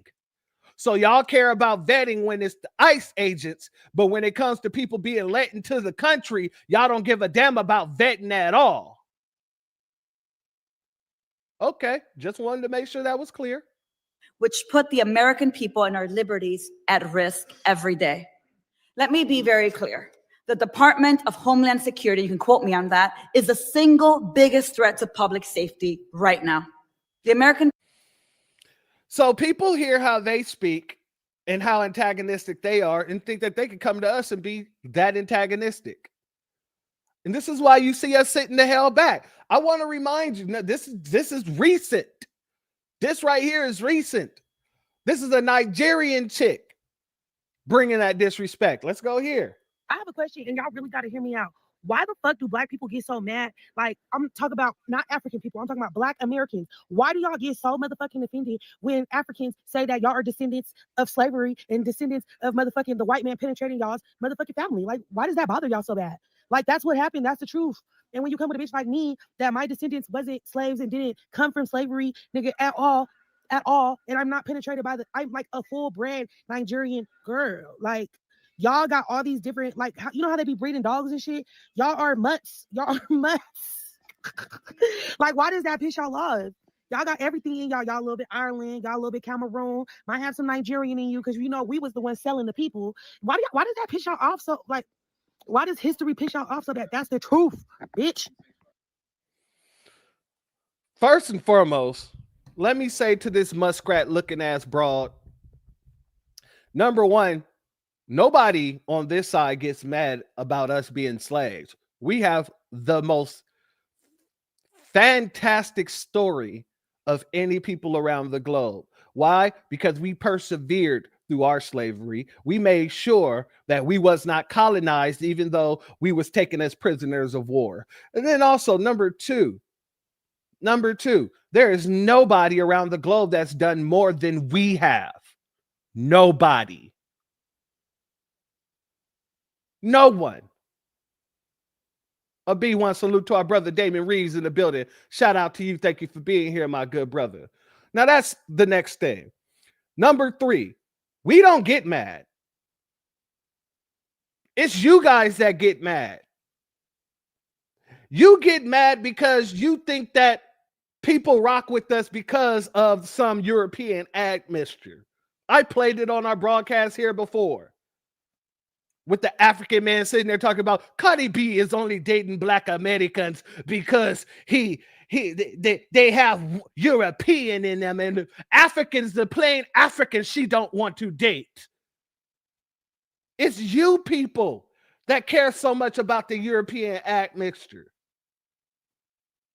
That's number three, excuse me. Next, if you're so proud of being full-blown Nigerian, why aren't you in Nigeria? Why aren't you walking, talking, and acting like a Nigerian? Why the hell are you sitting there speaking with Black American vernacular? Why are you sitting here using our mannerisms? You're even trying to speak with a Southern, or excuse me, not a Southern, excuse me, with a New York accent. You are not from New York. You are Nigerian. So why don't you sound like your mother? Why don't you sound like your father? Probably because you don't know who your father is, but we'll leave that alone. With all the goddamn paternity frauds out there, I'll leave that alone.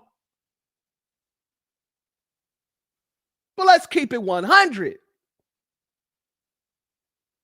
And then y'all want to sit here and say, well, you guys came from slaves and we sold y'all. Exactly. So why are you over here wanting to cosplay the slaves? Why do you want to cosplay the descendants of the slaves that you sold on quote unquote sold? Even though we know it was just very little, but still. That just goes to show that you have nothing. The people that you quote unquote sold away, those were your doctors. Those were your scientists. Those were your architects. Those were the people that Africa really needed, because look at Nigeria right now.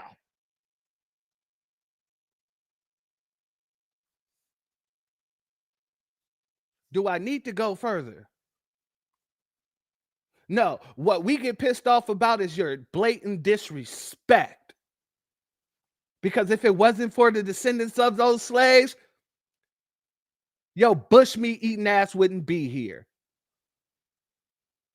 Your parents wouldn't have been able to get over here.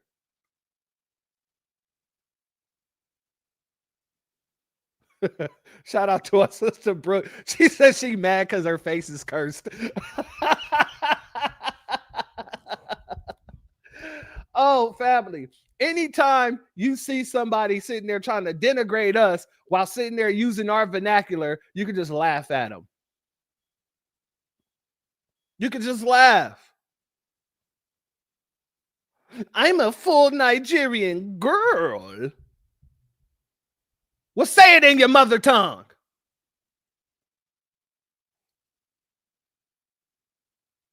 These folks are so draining. But that's what vampires do. They drain you. I'm with you, my sister. I'm so sick of these tethers too. I'm tired. I'm sick, and I'm tired.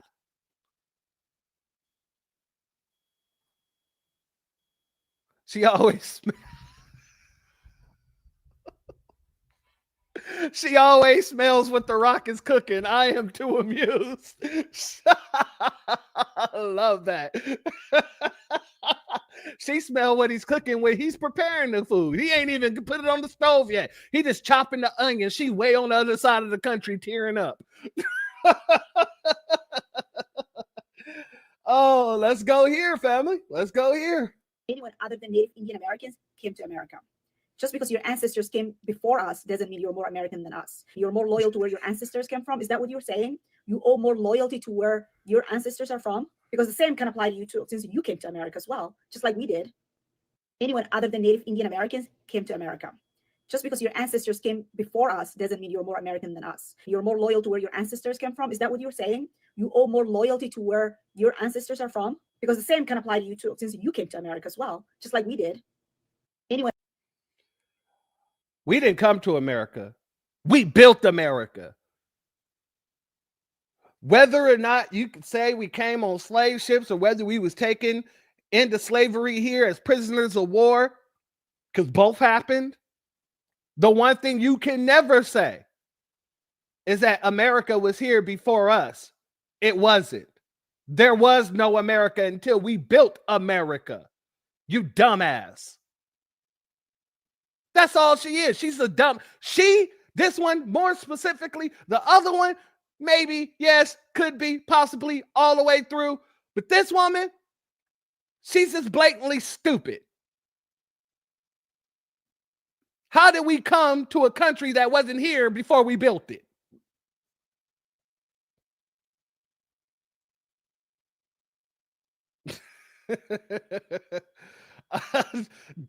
Tariq be killing me when he says that like that. She needs a bang-yang. That bang-yang be throwing me for a loop every damn time. Go and comb your bang-yang.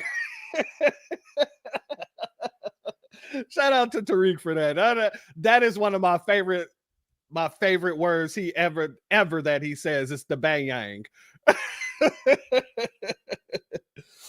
Kukizi said forehead living long. Hey, my brother Damon, what I say? People with the crescent moon, that's a crescent moon right there. That is a crescent moon.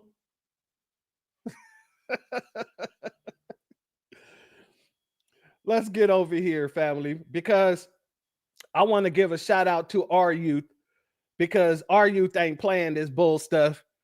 Our youth ain't falling for none of the chicanery or shenanigans or none of the tug on the heartstring talking points. Let's go here, family. That's not what we are about.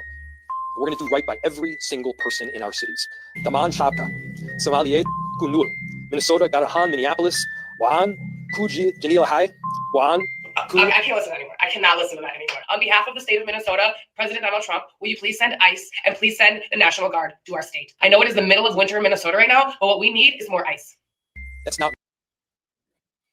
Family, she said it best. I know it's the middle of winter in Minnesota right now, but what we need is more ICE. We need more ICE, Lord. Please send down the ICE, as much ICE as possible. I need it to be hailing over here. I need to be seeing black ICE on the streets. Shout out to Rakai or Reiki, whatever which way he actually pronounces it. Much love to him, because this is what the youth is doing as of right now when it comes to being asked a question like, so what are you? What are you? Wait, so what's your ethnicity? Black and I'm black. Black American. Me too. Oh, you African American? Black American. I'm not African. Because African, you're from Africa, nigga. I gotta pray for you, gang. I finally gotta ask you, God, please give Khalil some wisdom in his head and make him think before you talk in the name of Jesus, amen. You know a lot of shit. This little brother said, I gotta pray for you. Lord, please give this man the wisdom to think before he talks. Shout out to this young brother right here. Shout out to him. I'm black. Black American. Me too. Oh, you African American? Black American. I'm not African. Because African, you're from Africa, nigga. I gotta pray for you, gang. I finally gotta ask you, God, please give Khalil some wisdom in his head and make him think before you talk in the name of Jesus, amen. You know a lot of shit you make up on your own. Like you said, you Black American. Nigga. Where you from? New York City? Yeah. Where New York City? In America? Yes. So what are you? Black American. If you're from Africa, you're African American. You're from Africa. African, America, Europe, it's all countries, gang. I'm Black American, gang. And niggas are just saying facts. I'm facts. Not they are. That's what I'm saying, exactly. Satellite. No, I'm not gonna. I ain't gonna. You been. Yo, put it back. What'd he say? I ain't gonna lie. You've been smarting. You've been smarting. What kind of? We just make up all kind of damn words. Smarting. Hey, you was smarting earlier today, bro. You was really smarting. Oh, family. All right, family. When our youth is doing that, their youth is out here tripping. This is what's going on with their youth, family. All roads lead to Mogadishu, Somalia. I've booked my flight. By the end of this year, I'm moving to Somalia full time, bro. The West does not want us here anymore, so it's cool. We're cutting. You men are saying all roads lead to Rome. I'm saying all roads lead to Somalia, bro. I'm gonna start up a new life there. I don't know who I'm gonna meet. I might meet some criminals on the run, but that's live. I'm trying to meet some drill rappers. I'm trying to meet a few people out there. I'm not only gonna be going to Mogadishu. Obviously, the whole country is non-extradition treaty, innit? Even though I can't, like, why am I saying that? Because I'm not even a criminal. But bro, do you get what I'm saying? I'm tired of London. I'm tired of Northwest London. I'm tired of this whole city, bro. All roads lead to Rome. But now, all roads are leading to Mogadishu, Somalia, bro. I'm moving. I'm gone. Muslim country. We're going to rebuild our country from the ground up, and I'm going to be the first one to do it, bro. Let's go. End of this year, it's to Somalia. Here we go. I can't wait. Bro, I don't know the language, but I'm going to learn it. Hey, our youth is sitting there taking pride in their lineage, heritage, and culture and teaching other people to do the same. While their youth is talking about all roads lead back to Somalia. I booked me a flight, bro. I booked me a flight. I don't even know why he sound British here in America, but I booked me a flight, bro. I booked me a flight. Shout out to our sister Rosemary. Even if we were brought here by slave ships, what causes through our veins, what causes through our veins after years of growing here is American blood. We didn't run. We didn't duck. We stood on business before the B. Before the B was even there, we were standing on business. I love that. The B had to follow us to stand on business. It didn't become business until the B followed us to the isness. Shout out to you, my sister. Much love to you. Much love to you. Let's go here because it's not just their youth. It's their adults saying the same thing. Donald Trump, what he said has to be the biggest eye-opener for all of the Somali expats living in the West. Put things into perspective, I'm a Somali, British-born Somali. Grew up in the UK, London to be precise, and I moved to Hargeisa about a year and a half ago. And it was the best decision I've ever made. Because I've been living here, I'm stress-free, I go about my day, no one says anything to me, this is my country, right? At the end of the day, this is my country. And this is the thing about us immigrants, we get caught up in building other people's countries. If I was an American, I would be straight away thinking about how to get back to Somalia, so I don't know. No immigrant goes anywhere to build up a country. The immigrant immigrates because the country is already built up. These people do not seem to grasp that part of the situation. You guys don't go to other countries and build them up. You go there because they're already built. Shout out to Stag. Shout out to Stagnation. Thank you for your Cash App donation, family. Your donation is blessed tenfold. I appreciate your contribution as always. These people are leeches. And I agree with that 100% fold. 100% fold. Let's let them continue. Wherever you come from. Why? Because how you contribute into a country that sees you that badly. And by the way, Donald Trump is the only one who's actually vocal about it. There's others that think the same thing. That's why I say the least that you can do is build up your own country. And I'm not saying go into politics. You're contributing to your country just by living there. I would just advise my Somali American brothers and sisters, especially those living in Minnesota, invest in your own land, invest in your own country. Don't waste your efforts on pleasing another man and another country. Well, family, to all you Somalians out there, I would suggest that you take your young brother's advice and your older brother's advice, and why don't you just go ahead and go back home and go hop a plane, go back to Somalia and, build. That way you won't have to worry about being in another country and getting kicked out after paying all those taxes. As a matter of fact, you won't have to worry about this situation here. First wave of TPS folks already getting deported out of Minnesota.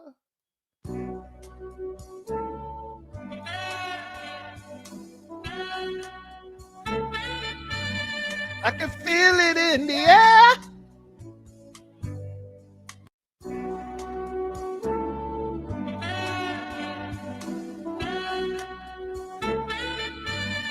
I can feel it in the air. Yeah, that's pretty much better. You could end up like this.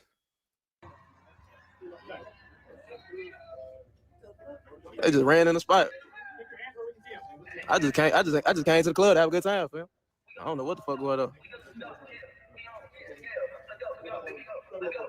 This shit funny as hell. This shit like the county. They just did a jet raid.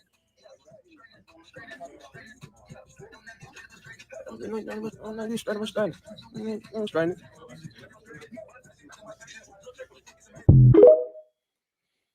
It's better than being done this way too. Stand back. Move back. This is the freedom. I'm coming to my process immigration. What country are you from? I'm from Western.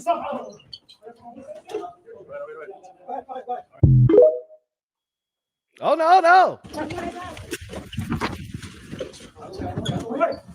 back. Move back. This is the freedom. I'm coming to my process immigration. What country are you from? I'm from Western.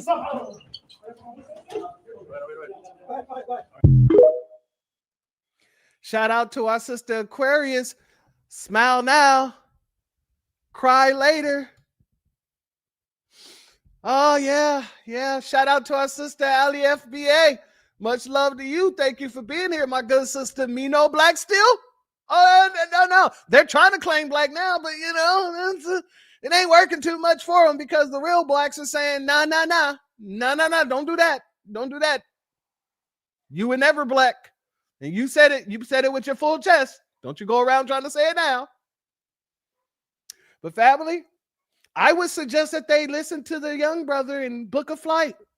or listen to their older brother and just move back home. Otherwise, you're going to feel it in the air and you're going to see them go home. But then you'll never be able to come back. So I suggest you do it that way and not that way, not the hard way. Do it the easy way. Do it the very easy way.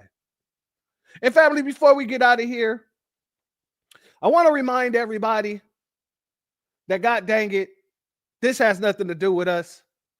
And they're going to continue as they go down the line of the different mops, the different melanated others, people, right? That they're going to be, kicking on up out of here. The rhetoric doesn't change. It just amplifies. Once again, let's go here, family. They want you to think you're next. You here in America, so you won't get kicked out like some of these immigrants are getting kicked out. Because if you think for once that because you're a Black American that they're not going to kick you out, that's eventually what's going to happen. It's going to trickle all the way down to white people. And it is your responsibility to figure out your ancestors. No, little sis, if I could reach through this phone and slap your hand, I would do it. No. Let's stop making it seem like Black Americans are at risk for any type of removal. She knows you're not at risk. She's trying to scare you so you can join the fight. That's why they're making these videos, man. They want you to join the fight. Even though before this happened, they said you didn't have no power. They want you to join in the fight. She know you can't be deported. Her husband probably from another country or a boyfriend. She know damn well you can't be deported. She wants to scare you into joining the fight. And we ain't joining nothing. We ain't joining a damn thing. Unless you talking about joining me on the couch, watching with a bucket of popcorn and laughing to the full extent of my lungs will allow. That my lungs will allow. We are not falling for the same old shenanigans. We're not here to listen to you people whine and bitch and complain about everything that we've been telling you about before you even started getting this attention. And all y'all had to say was, oh, y'all talk about white supremacy too much. Y'all talk about the white man too much. We're not here because of y'all. We're here because the white man led us. It was the white man who brought us here. And it's the white man getting your ass up out of here. Congratulations. Put a quarter in your ass. You played yourself.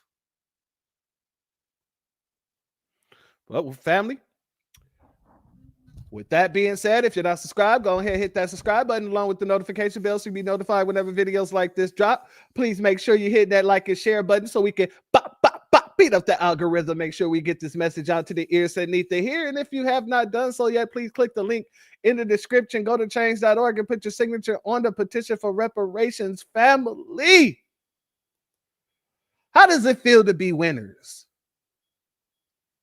See, Lusum Sears, she don't know nothing about this. Ilan Omar knows nothing about this.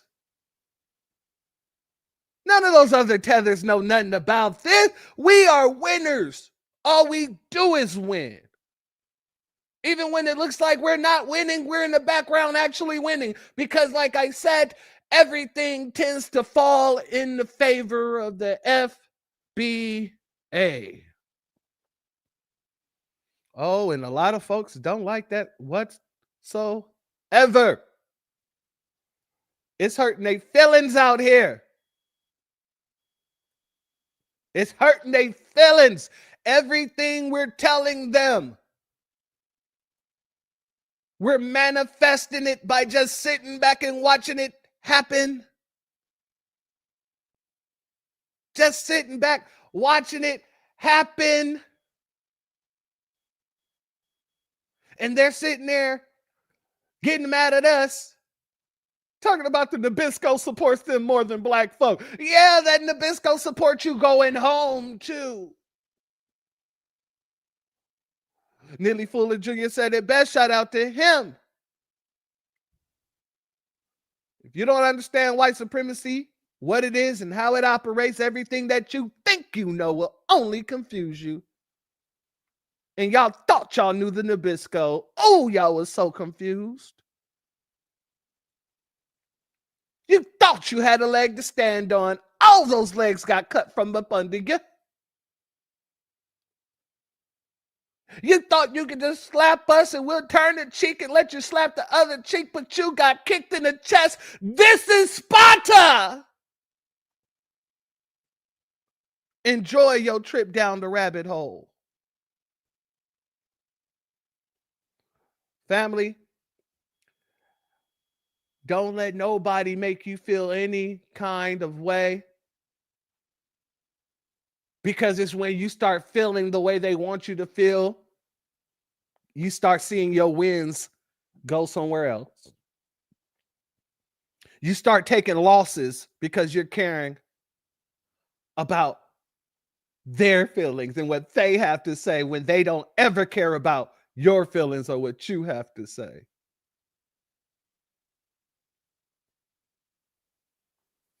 Shout out to our sister Stolen Ancestors. It feels good. Tony.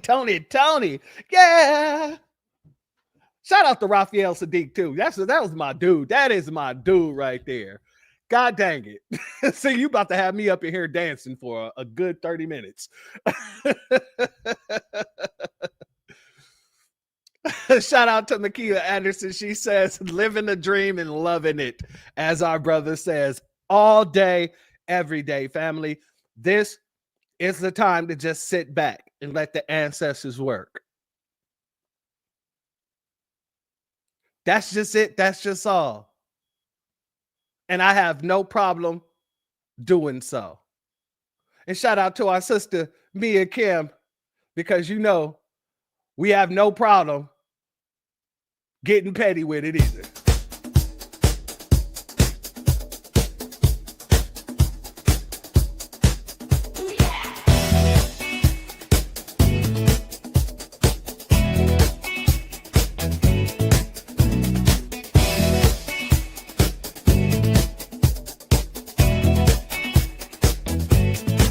I see you whispering about me. You think I ain't listen. Watch and see. Got my funk, got my groove. Got me getting even tonight. We gon' party. Petty season. You thought I let it slide, but I'm petty and proud. Flexing on the dance floor, showing out in the crowd. Feeling so fancy, got my stinger ready. Watch out, y'all, it's time to get petty. Watch out. Get petty, don't you fret it. Gonna serve it up, nice and sweaty. Keep it funky, keep it steady. Hey, you, it's time to get petty.